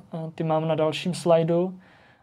Tady příklady nějakých šperků jsou to buď jednoduché tyčinky, takovéhle terče, které mohly být našité na šatech jako ozdoba. Ty byly z bronzu a je třeba si opět uvědomit, že to, co vidíte teď, tak je bronz, který prošel korozí, prošel určitým, řekněme, zrezivěním nebo nějakým procesem, ale ve skutečnosti to byl zářivý kov, takové zlatavé barvy. A určitě pohled na člověka, který má na sobě nějaký oděv právě s těmito zářivými prvky, které odrážejí sluneční paprsky, musel být něco zajímavého, nebo podobně jako dnes, když si vezmeme šperky, zlaté šperky. Ještě se mě zaujalo, že když to přiblížíš ještě jednou, prosím, tak je tam jako velmi jemný vzorkování, jestli se nemýlim. Jasně, no. Jo, na těch placičkách hlavně tam to je určitě, vidět. tady tohle. Což vyžaduje zase jako vytvořit nějaký nástroj, nějaký hrotovej a být jako velmi... Teď je otázka, no, samozřejmě, jak to dělali, jak to odlévali. Oni mohli mít ten kadlub, tu formu buď předpřipravenou, jo, anebo se u bronzu, a tohle ale si myslím, že nebude ten případ, ale zmíním to, u bronzu se používá technika ztraceného vosku. Jo. Kdy se udělá... prosím? No, počkej, to je jako další velmi sofistikovaná, bych řekl, technologie. Já bych neřekl, že je až tak sofistikovaná, ale umožňuje velice precizní práci. Protože ten vosk, jak je tvárný, tak umožňuje vytvořit spoustu detailních tvarů a potom vypálení toho kadlubu ten vosk vyteče. Ano. A do toho prostoru se naleje rozstavený bronz, který vyplní všechny ty mezery. A potom po rozbití toho kadlubu se objeví ten předmět, třeba ta zbraň, jsou nádherné meče z doby bronzové, třeba i zrovna kousek od Hradce Králové v okolí Kostelce nad Orlicí, tak byl před pár lety, možná dokonce minulý rok, nalezen bronzový meč a oběhlo to celý svět, což jsem byl velice překvapen. A jako taková ta novinářská, takový ten novinářský háček byl ten, že ten meč je stále ostrý. Že i po těch tisíciletích je pořád ostrý. Že to opravdu se dá najít. A mám dokonce pocit, že ho někdo našel náhodou. Trochu. Tady si dovolím malou vstupku vstupku od Zdeňka, který píše, že já na zahradě ještě čas od času najdu kousek černé keramiky. Pár metrů odtud byl i archeologický výzkum 2 nalezišť nad sebou. Odhadované stáří je 2 až 4 tisíce let. Věstonice jsou od nás kousek. Jo. Tak to ti Zdeňku jednak gratuluji, jednak nezávidím. Protože jak už já jsem teď nedávno někomu říkal, že když bydlí na Jižní Moravě, nebo kdybych bydlel na Jižní Moravě, tak se bojím kopnout do země. Že ti tam vtrhнули archeologové, jo? No, samozřejmě, že tam prostě něco, tam je téměř 100% jistota, že se něco najde. Ale opět teda zdůrazním, prosím vás, nebojte se archeologů. Nejsou to žádní ďáblové, kteří vám zastaví stavbu na desítky let. A nebo si pozvete Jarka, hele. Ne, prosím vás teda opravdu, pokud něco stavíte, pozvěte si archeologa, protože, a je to zase opět taková trošku výzva, pokud si vážíte historie a opravdu chcete znát tu pravdu, tak aspoň poskytněte těm archeologům možnost to nějak zdokumentovat. Protože díky tomu, že to někdo vykopal a řekněme i nějak odborně, my teď můžeme o tom diskutovat. Samozřejmě archeologové na to mají nějaký názor, my na to máme nějaký názor, ale oni jsou odborníci minimálně v tom, že ví, jak to vykopat a zdokumentovat správně. Jasně. Že ač Suené rád archeology pomlouvá, že zatají historii, tak prosím vás, nebojte se jich, oni nekoušou většinou. Zdeněk ještě dodává, obavy při výzkumu byly na místě. Bagr tam narazil asi i na 250 kg bombu. To je trošku jiná archeologie, ale Zdeňku to opravdu nezávidím. Tak jenom jestli Zdeňku něčím disponuješ, tak mě napadlo, že když pošleš třeba nějaký fotky aspoň toho, tak můžem tady předat Jarkovi třeba něco o tom zjistit. Jo, něco by se určitě dalo. Můžeme to použít jako třešničku na dortu třeba v nějakém dalším vysílání. Třeba o Jižní Moravě, když na to přijde. Tam je toho spousta o čem mluvit. Ale zpátky teda do severního Černomoří. Jasně. A vlastně toto jsou právě ty nálezy z Bulharska. Tady ty sekeromlaty, které opět vyjadřují nějaký symbolický status válečníka, protože když se podíváte na tuto sekirku, která podle toho měřítka, bych řekl, že je tak centimetrová, 2centimetrová to ostří. Tím jako asi nikoho moc nezabiješ. No, jasně. Jo, to bys ho pižlal hodně dlouho. A ne,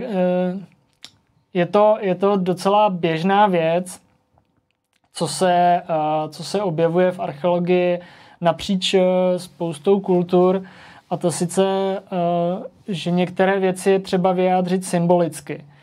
A například opět poměrně nedávno, je to pár let zpátky, no i když možná už to bude tak 5 let, ani nevím. Nicméně našel se mezi Hradcem Králové a Jičínem se našla sekírka z doby Slovanů, která měla velmi unikátní zdobení. Byl tam vyobrazeny stříbrem ptáčci, ta sekírka je z železa, ale stříbrem jsou tam vyobrazení ptáčci a nějaké ornamenty.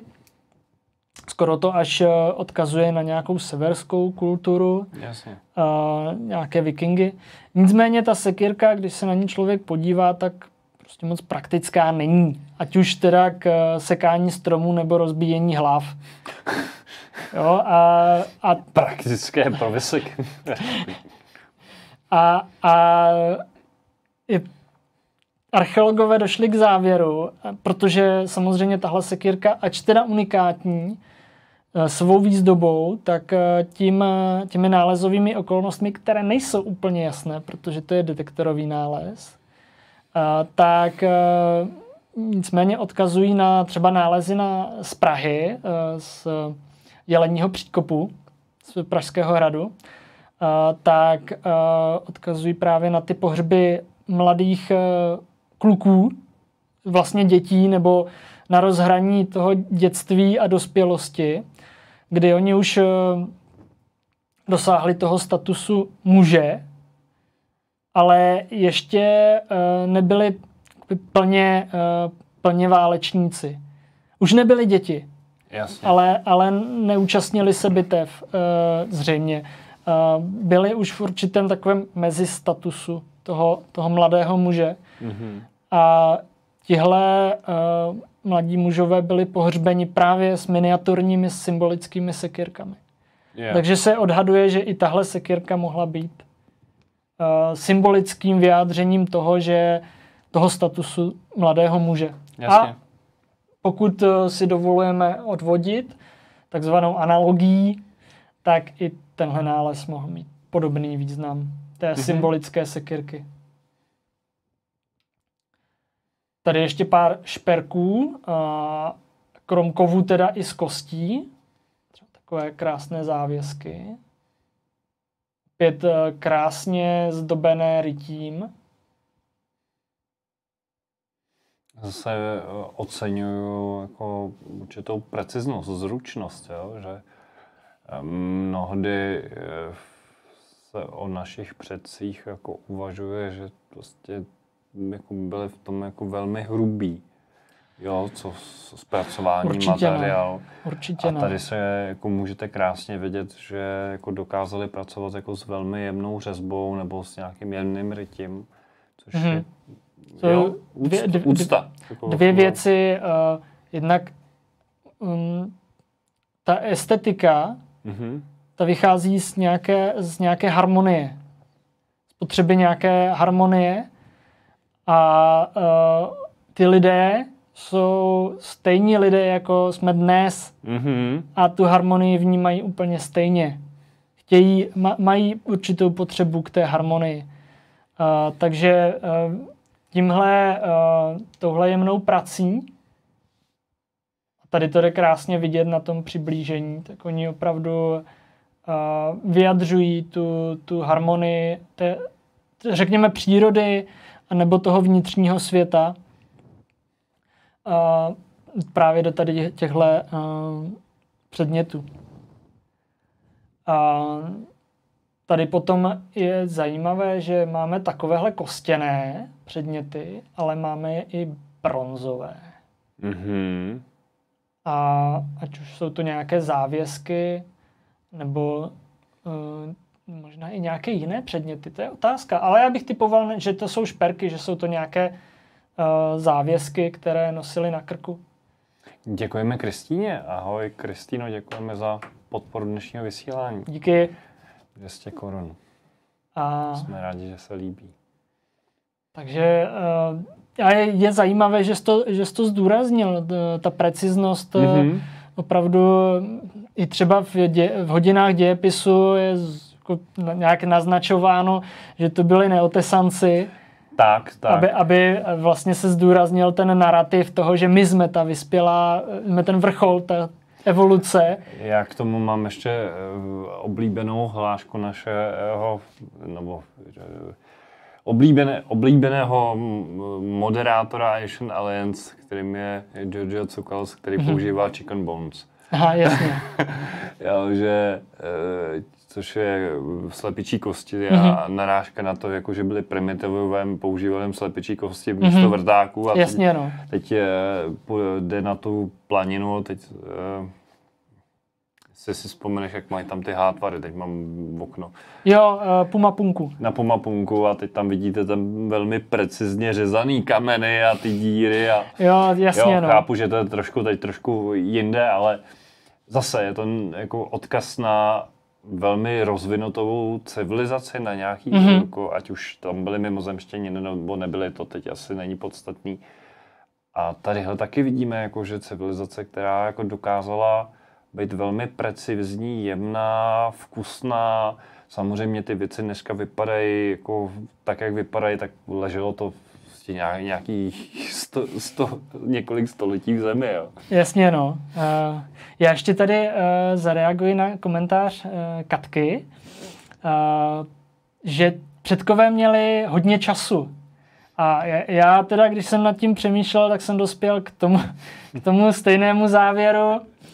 Já bych to přečetl celý. Předkové měli spoustu času, mohli vyrábět precizné šperky, nemuseli pozerat televizní noviny. Ano, přesně tak. Neměli internety, neměli televize, neměli blbosti, které by odváděli právě od takové krásné tvorby. A měli na to čas. A ještě jedno jsem chtěl zdůraznit, neměli televize a neměli peníze. Za tuhle krásu jim nikdo neplatil. To vyráběli pro sebe.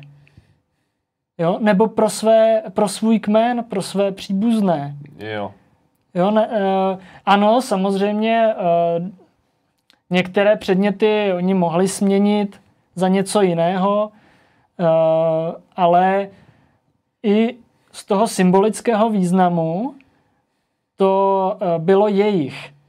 Takže dvě hlavní věci, neměli technologie, tím myslím internet, televizi, a neměli peníze. Což je zajímavý paradox, když tak mě oprav, mám pocit, že Sumerové a tyhle z babylonské říše tam jako s principem peněz, tam se to někde začalo kazit. Tam se to začalo kazit, nebyl to princip peněz, jak je známe dnes, jako mince, bankovky, no, to už vůbec ne, ale co třeba v Sumeru začalo a co poslalo naši civilizaci tam, kde se nyní nachází, tak to je vynález úroku. Úrok, prosím vás, to je konec světa. Protože dnes žijeme na dluh. Přesně tak. A to právě vzniklo v tom Sumeru. A my jedeme ve stejném finančním modelu. Právě od toho Sumeru až do dnešní doby. Kdy třeba v tom Sumeru si půjčili obilí, teda obilí bylo důležité, aby mohli zasít, tak si ho půjčili a museli vrátit třeba 1/3 z toho, co si půjčili. Příští rok. Navíc. A když nemohli, no navíc, samozřejmě navíc. A když nemohli a nemohli splácet, tak upadli do dlužního otroctví. Buď teda přímo oni, anebo museli dát do otroctví své děti nebo svoji manželku. Bylo to složitá situace. A vlastně i v rámci určitého, řekněme, PR, bychom řekli, tak když se na trůn dostal nový král, tak dost často docházelo k tomu, nebo minimálně takhle je to prezentováno v těch oslavných nápisech, na těch stélách, že král osvobodil ženy a děti z otroctví. A postaral se o vdovy a sirotky, což bylo taky jako takový projev soucitu a té charity. A byla to určitá fráze, kdy ten král chtěl deklarovat to, že zajistil mír a pořádek a spravedlnost pro všechny. Jasně. A třeba jeden velký, řekněme, reformátor v sumerské říši, v sumerském městě, souměstí Lagaš, tak ten, když vlastně se dostal na trůn tím, že ho uzurpoval, vyhodil ty, kteří tam vládli, protože tam vládli skorumpovaní kněží. Když ta situace je popisována tak, jakože oni třeba i za pohřeb si nechali platit nehorázné peníze nebo nehorázné částky ve stříbře. A on zkrátka přišel a řekl a dost, vyhodil je a nastoupil a právě prohlásil, že on zavedl ten mír a řád a oddlužnil, zbavil ty lidi dluhů a ty to už jsem někde kněze... Tuhle historku jsem někde slyšel, že bylo, že i když existoval úrok, tak historicky bylo zvykem jako jednou za čas ho vlastně anulovat. Anulovat, no. Jo, taky se to dělo, no. Tak opět děkujem Mirovi za 10... Počkej, teď liber. Já jsem myslel, že jsou to eura a oni jsou to libry, takže... 10 liber. Takže děkujem za 10 liber. Samozřejmě součástí každého lidského života je i smrt. A právě skrz pohřby a pohřební rituály archeologové dost často nejlépe prozkoumávají tu duchovní část. To vlastně, co nejde vidět. Jasně. A je to právě přes tyhle zvyky. A tahle kultura pohřbívala do těch jámových hrobů. Ještě uvidíte, jak vypadá takový jámový hrob. A překryli to mohylou. Mohla být na vrchu té mohyly i ta stéla, kterou vidíte tady na tom vyobrazení. To je opět ten náš oblíbenec, ten náš průvodce. Který tady začínal na začátku. A u těch starých kultur bylo zvykem, že se jim do hrobu dávaly určité předměty. Ty předměty byly diktovány i třeba nějakými zvyklostmi. A podle toho pak archeologové poznávají, jestli je to hrob muže nebo ženy.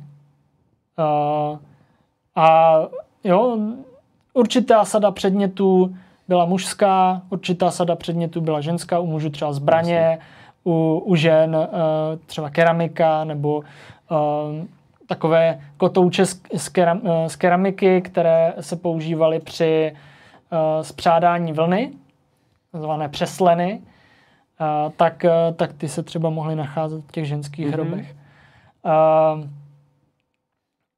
Pak samozřejmě, co se týče těch rituálů, tak to je ten význam toho koně. A já jsem, ještě když jsme se bavili o těch koních, tak jsem zapomněl zdůraznit o těch Slovanech, tak jeden rituál. A tak ho teď se k tomu tak trošku obloukem vrátím, se omlouvám, že ho trošku přeskakuji, ale je to rituál, který probíhal právě na už zmíněné Rujáně, kterou tady jeden z diváků o ní psal. A tam se využíval bílý kůň a podle toho, jak ten bílý kůň běžel, tak se podle něho předpovídalo. A vlastně i ta symbolika těch koní a věštby byla významná. Že ten kůň byl opravdu posvátné zvíře. Jasně.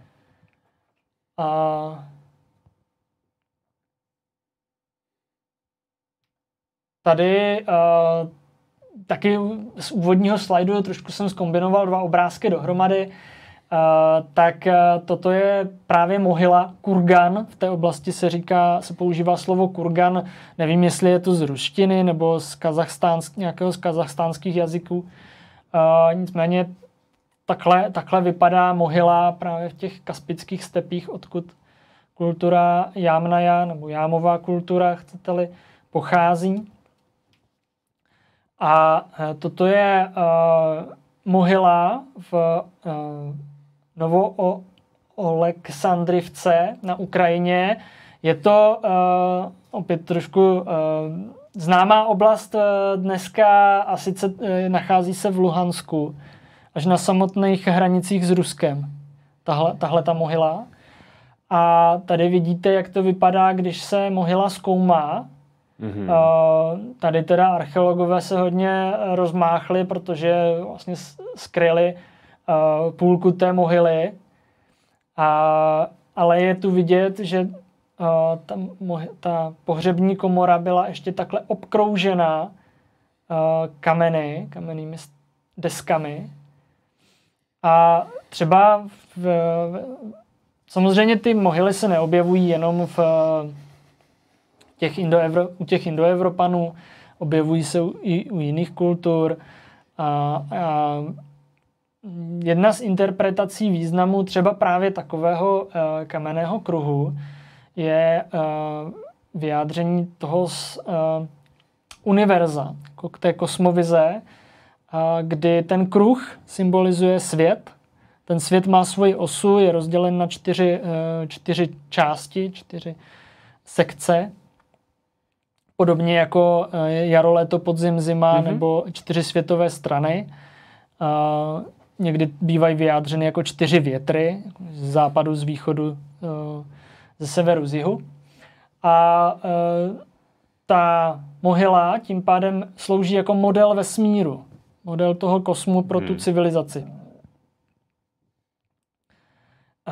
A tím uložením vlastně do toho modelu ten mrtvý souzní s tím vesmírem. Takhle vypadá teda jámový hrob. Je to taková schodovitá jáma, tady na spodu je pohřbený ten mrtvý. Někdy se dochovají buď náznakem, nebo i s uhelnatěním třeba dřevěné prvky. Z jiných kultur známe koncept domů mrtvých, kde je to opravdu jako dům, ale pro toho mrtvého. Jasně. A opět ten dům teda symbolizuje vesmír. Což si třeba neuvědomujeme. Pro nás je prostě dům, jako místo, kde bydlíme. Tady je dotaz celku asi příhodný. Mirko v CZ se ptá, co bylo v době kolem roku 0, když Řím byl na vzestupu. Máš nějakou k tomu informaci? Ano.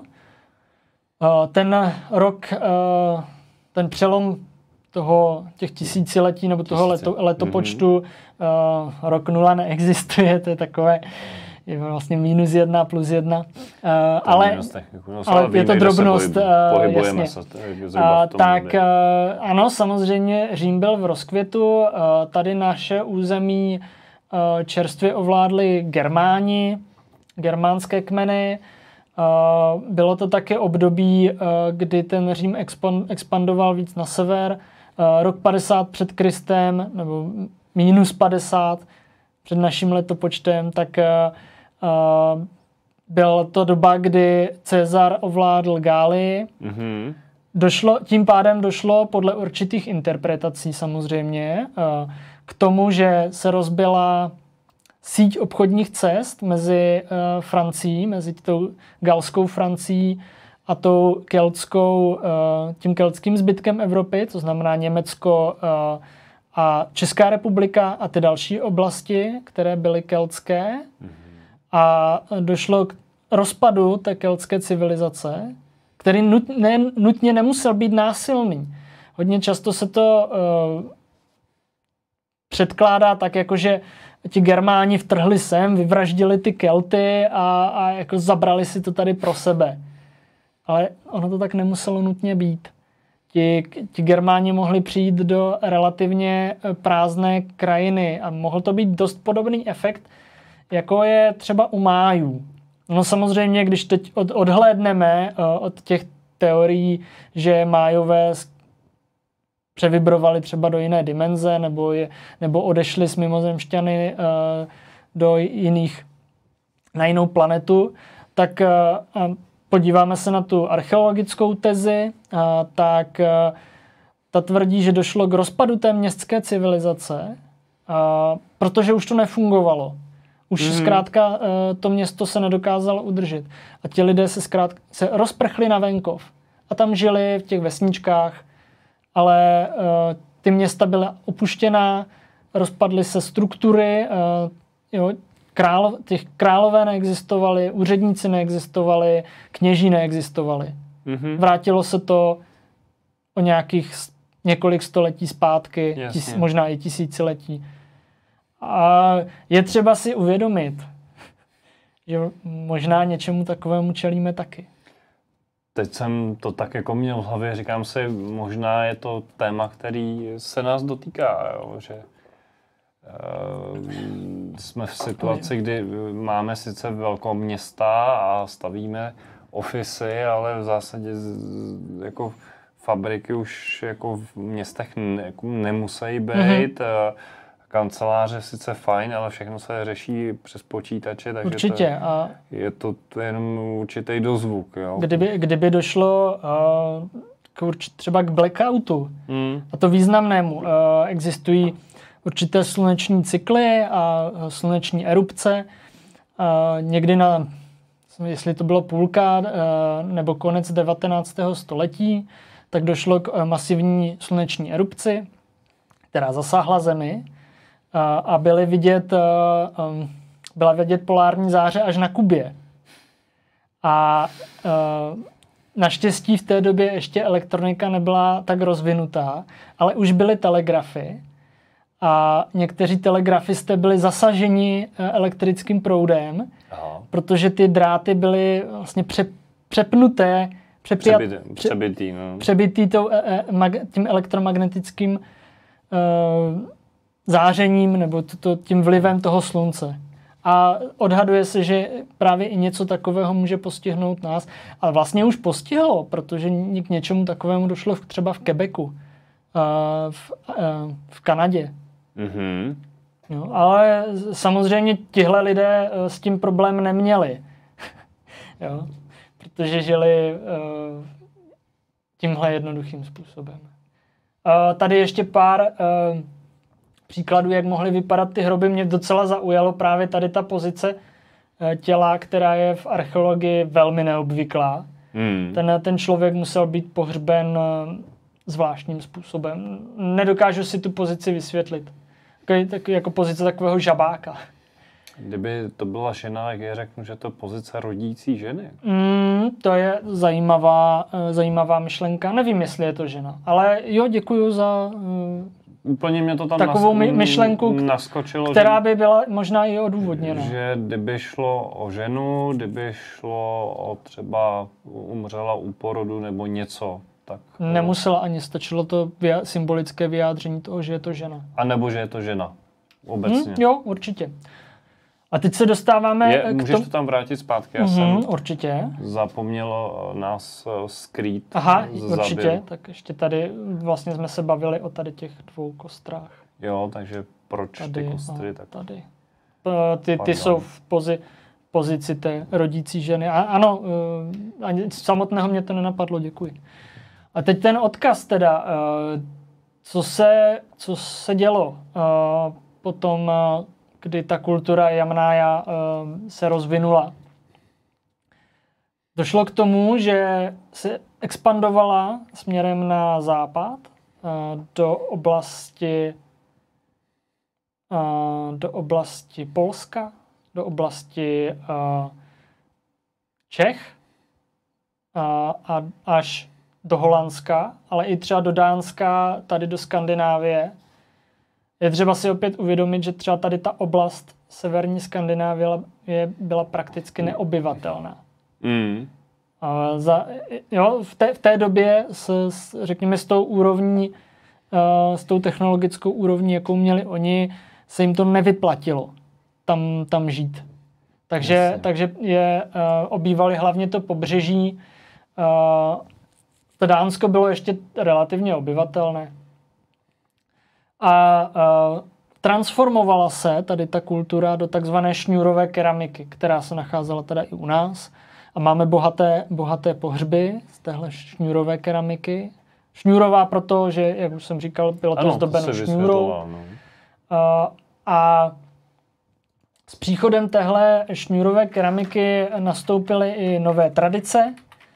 A to je jednak to pohřbívání, ten způsob pohřbívání, který byl velmi pečlivě dodržován. Ženy byly pohřbívány tak, muži byli pohřbíváni jinak. A přišla také, postupně se do Evropy pronikala znalost bronzu. U nás na našem území teda až s takzvanou unětickou kulturou kolem roku 2000 před naším letopočtem. Ale je dost možné, že právě ta unětická kultura vychází z těchto takzvaných pohárových kultur, protože typickým znakem kultury se šňůrovou keramikou byly poháry, které byly určené k pití piva. Kult pití alkohol. Je jenom vsuvka na naše oblíbené Sumery, kteří měli desítky návodů, jak vyrobit pivo. Jo.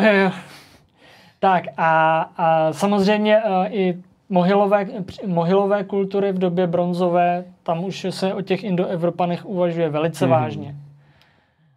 Tak to vypadají právě ty poháry, kultury se šňůrovou keramikou. Vysoké nádoby určené k pití, nejspíš teda piva, protože to byly zemědělské kultury. Zřejmě i došlo k tomu, že sem ti Indoevropané přišli a částečně převzali způsob života, který tady byl původní, a to je zemědělství a využívání pšenice, různých plodin, ovocných stromů, třeba v té době už ano. Další je, co je zajímavé a typické pro tu šňůrovou keramiku, jsou tyto sekeromlaty, které jsou dělané z kamene, ale ve své podstatě imitují ty předměty z kovu. Tady jsem se tě chtěl zeptat, jestli o tom víš něco víc, protože když se podíváme na ty 3 předměty, tak když to z našeho pohledu zprava vezmeš, tak tady je vidět, že to je opracovaný kámen, nějakým štípaný pazourek. Štípaný pazourek. To druhý, tam bych ještě dokázal pochopit, že to je nějak asi broušený. Tohle? Ano, to jsou broušené, to je broušený kámen. No, a tohle mě to zarazilo. Říkám, to je, jak kdybys to odlil do formy. Osobně jsem zkoušel vyrábět broušené sekyrky. Jo. No. A je to pracné, ale jde to. Aha. Pomocí pískovcového brusu, představ si obrovský blok pískovce, prostě jedeš. Prostě brousíš. Takže myslíš si, že tam vlevo, která vyvolala moji zvídavost, takže to je ten případ, který by... Ano. A pak to samozřejmě dolešťovali ještě nějakým třeba kůží, hrubou kůží to dolešťovali. Je to možné, jo? Není na tom nic záhadného, ale... Dobře, nebudeme teď spekulovat, jestli to je jako efektivní, když je to sekera, ale... Samozřejmě, ale dejme tomu. Tady jde i o to, ale správně si poznamenal, že to vypadá, jako by to bylo odlité. Jo, a to je ten efekt, kterého oni chtěli dosáhnout. Prostě uvažovali tím způsobem, nemáme bronz, chceme, aby to vypadalo, jako kdyby to bylo z bronzu. Protože ten bronz nesl sebou určitý význam. Uděláme to takhle. Bude to teda pěkná dřina, ale ten symbol tam bude a bude tam ten význam. A co mě třeba víc fascinuje, je to vrtání. A to je jako, taky zajímavý to je téma. Tak trošku i mezi archeology záhada, jakým způsobem to vrtali. Uvažuje se o nějakém dutém vrtáku s nějakým křemičitým pískem. Je k tomu něco bližšího? Tohle je jako velmi jako citlivý téma i vlastně v egyptologii. Určitě. Že jo, měl jsem o tom tady jednu prezentaci kdysi, která se týkala zapomenutých technologií, moderních technologií ve starém Egyptě a nejenom tam. A jedna z věcí se týkala právě vrtání. Tak jestli víš o nějakých jako pokusech to nějak interpretovat? Jo, jsou protože samozřejmě ano, dutý vrtáky, teď v tom Egyptě se zjistilo, že ty vrtáky musely být poháněný jako hodně rychlejma vrtačkama, že rozhodně nemohlo jít o nějaký manuální... Luk, jakoby... Používá se jakoby luk, nahoře nějaký kámen, takhle vrtali. Nevím, jestli je to případ těchto sekyrek, ale minimálně v té mladší době kamenné, tedy těch prvních zemědělců je fascinující, že ty vývrty mají konický tvar.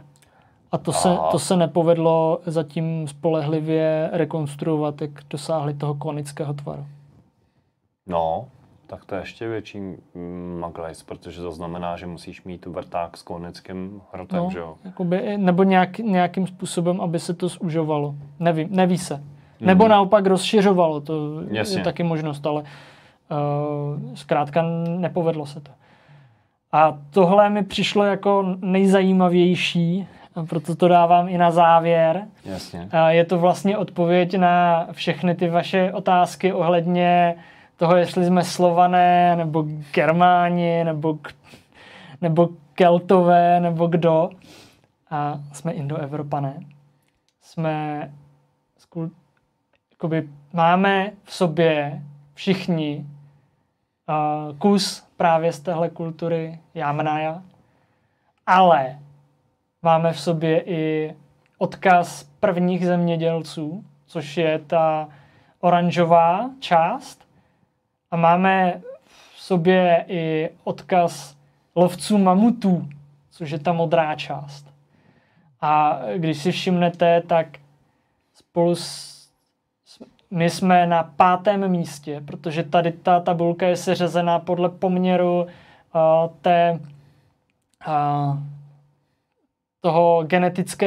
genetické části, té genetické výbavy kultury Yamnaya. Tak my jsme na 5. místě. Jo, na 6. pardon. Hned za Skoty. Jo, mě to tak jako, už jsem párkrát slyšel, že Skoti k nám mají velmi blízko. Tak. Jo, a takže toto je odpověď na tu otázku. K tomu ještě, to tam ještě zpátky, tady si dovolím zase si vypučit poznámku od Vítka, čímž tomu děkujem za jeho zkušenosti s historií. Pokud ho to zajímá, tak o to je to milejší. Nám rozšiřuje obzory. Ten tady píše, že z 35% jsme Slované, pak máme germánskou DNA, indickou, keltskou. Čechy byly křižovatkou Evropy, stýkaly se zde keltské, slovanské, Germáni, Keltové, Slované a Germáni. Byli zde Francouzi, Švédové, prostě celá tehdejší Evropa, proto 35% Slované. A ještě jsem si vybavuju, že tady někdo napsal jako docela vtipnou, nači, tady píše nači.cz, prostě směska, proto jsem se smál kolegovi z práce, co byl fandu za čistou českou národnost, jsem mu dodal, že pouze tučňáci a eskimáci neprošli Českou republiku. Tak. Asi tak, no. Je to tady křižovatka Evropy a je to vidět právě i tady na těchhle, na téhle tabulce, na tomhle grafu, že my jsme, a třeba zdůrazňuje Jaromír Beneš z katedry archeologie v Českých Budějovicích, zdůrazňuje, že my jsme z 1/3 Indoevropané, ať už jsou to Slované, Germáni nebo Keltové. Z další zhruba 1/3 jsme lovci mamutů, potomci lovců mamutů. A z té poslední 1/3 jsme ti první zemědělci, kteří sem přišli z Blízkého východu, z Turecka. Z Turecka a z Řecka. A je to tady opravdu na tom grafu vidět. Je ta oranžová část, ta modrá část, teda výrazně menší. Ona, ta populace těch lovců ani nebyla tak velká, takže proto nenechali tolik. A pak je tady ta zelená část, která je teda taky výrazná. Ještě si vybavuju, že jsi zmiňoval, že máme hodně blízko k Irsku. K Skotsku. Skotsku? Ke Skotsku. Jakoby i mentalitou, i tou kulturou, tak nějak, jako jsem slyšel od pár lidí, kteří třeba byli ve Skotsku, že se tam cítili jako doma a něco tam zkrátka souznělo s nimi. Já zase si vybavuju, že jsem, tím, že jsem velkým fandou zpěvačky Eni, a tak mě jenom jsem si tak jako zkusil, jak jako ten jejich, ten irský, galský jazyk je konstruovaný, a všiml jsem si, že tam je určitá podobnost v tom, jak my máme složitou stavbu jazykovou, jo, pády a prostě to je, já jsem, ty jsi a to. Takže to tam najdeš, jo? Jasně, no. Že je to velmi v tomhle podobný, ten koncept. Takže proto mě zajímalo, jestli o tom něco víš. Jo, no a jenom k tomu třeba dodám, jakoby k tomu keltství u Irů. Zase tak trošku možná některé diváky zklamu tím, co říká dnešní genetika a dnešní věda. A sice, že po genetické stránce Irové nejsou žádní Keltové. Jo. Je to smutné, je to tak, no. Takže jo. Takže děkuju za to, že jste s námi vydrželi. Ale především bychom chtěli poděkovat. Chceme poděkovat přispěvatelům na Patreon a nejvíc Jakubovi, který se stal velkým fanouškem, přispěl více, myslím, že je to tam dvojnásobek. Mm-hmm. A Jarko, já mám výzvu, já bych dal divákům výzvu. Přátelé, pokud vás dnešní vysílání bavilo, tak určitě palec nahoru, zvoneček odebírat a tlačítko odebírat, abyste nás neminuli a protože samozřejmě pro Jarka, nebo zejména pro Jarka v tomto případě je to nějaký čas a práce, kterou musíš ty udělat. Ale i pro ostatní hosty, i pro tebe. Aby se to uskutečnilo. Tak vás chcem poprosit, pojďme do třeba příštího tvýho vysílání, který by mohlo být, nevím, za měsíc. Za měsíc uvidíme. Pojďme dát dohromady aspoň 10 patronů. Ať to je velká výzva. To je dobrý nápad. 10 patronů. Když do bude příštího vysílání. Když bude 10 patronů, tak jdeme do dalšího. Takže pokud vás baví to, co Jarek tady přednáší a povídá, dává si s tím práci, tak vás poprosíme, dejte dohromady 10 patronů. Já myslím, že to není zase tak jako náročný, protože jsem se díval, že je tam $5 a $5 to je asi 120 korun, takže to není jako, to se dá. Jo, určitě to pomůže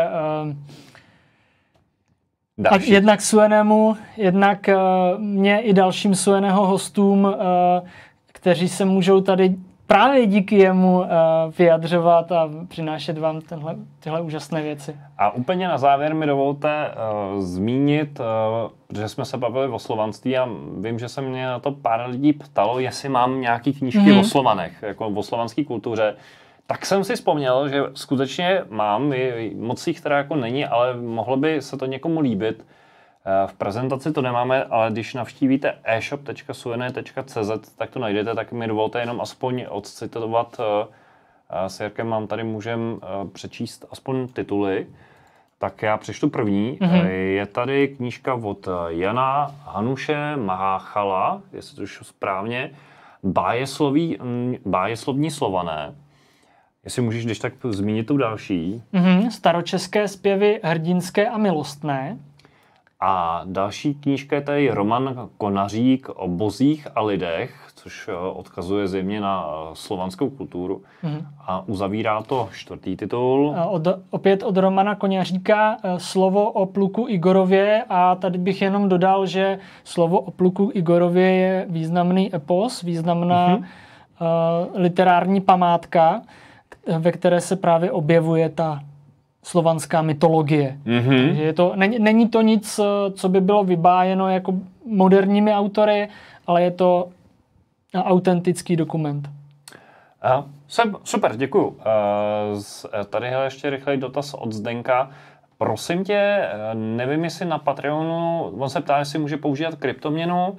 Já nevím, jestli přímo Patreon podporuje kryptoměnu, to teď jako z hlavy neumím. Nicméně lze na e-shopu koupit si certifikát, který stojí zhruba 200, můžeš si vybrat za 200 a dá se tam platit kryptoměnama.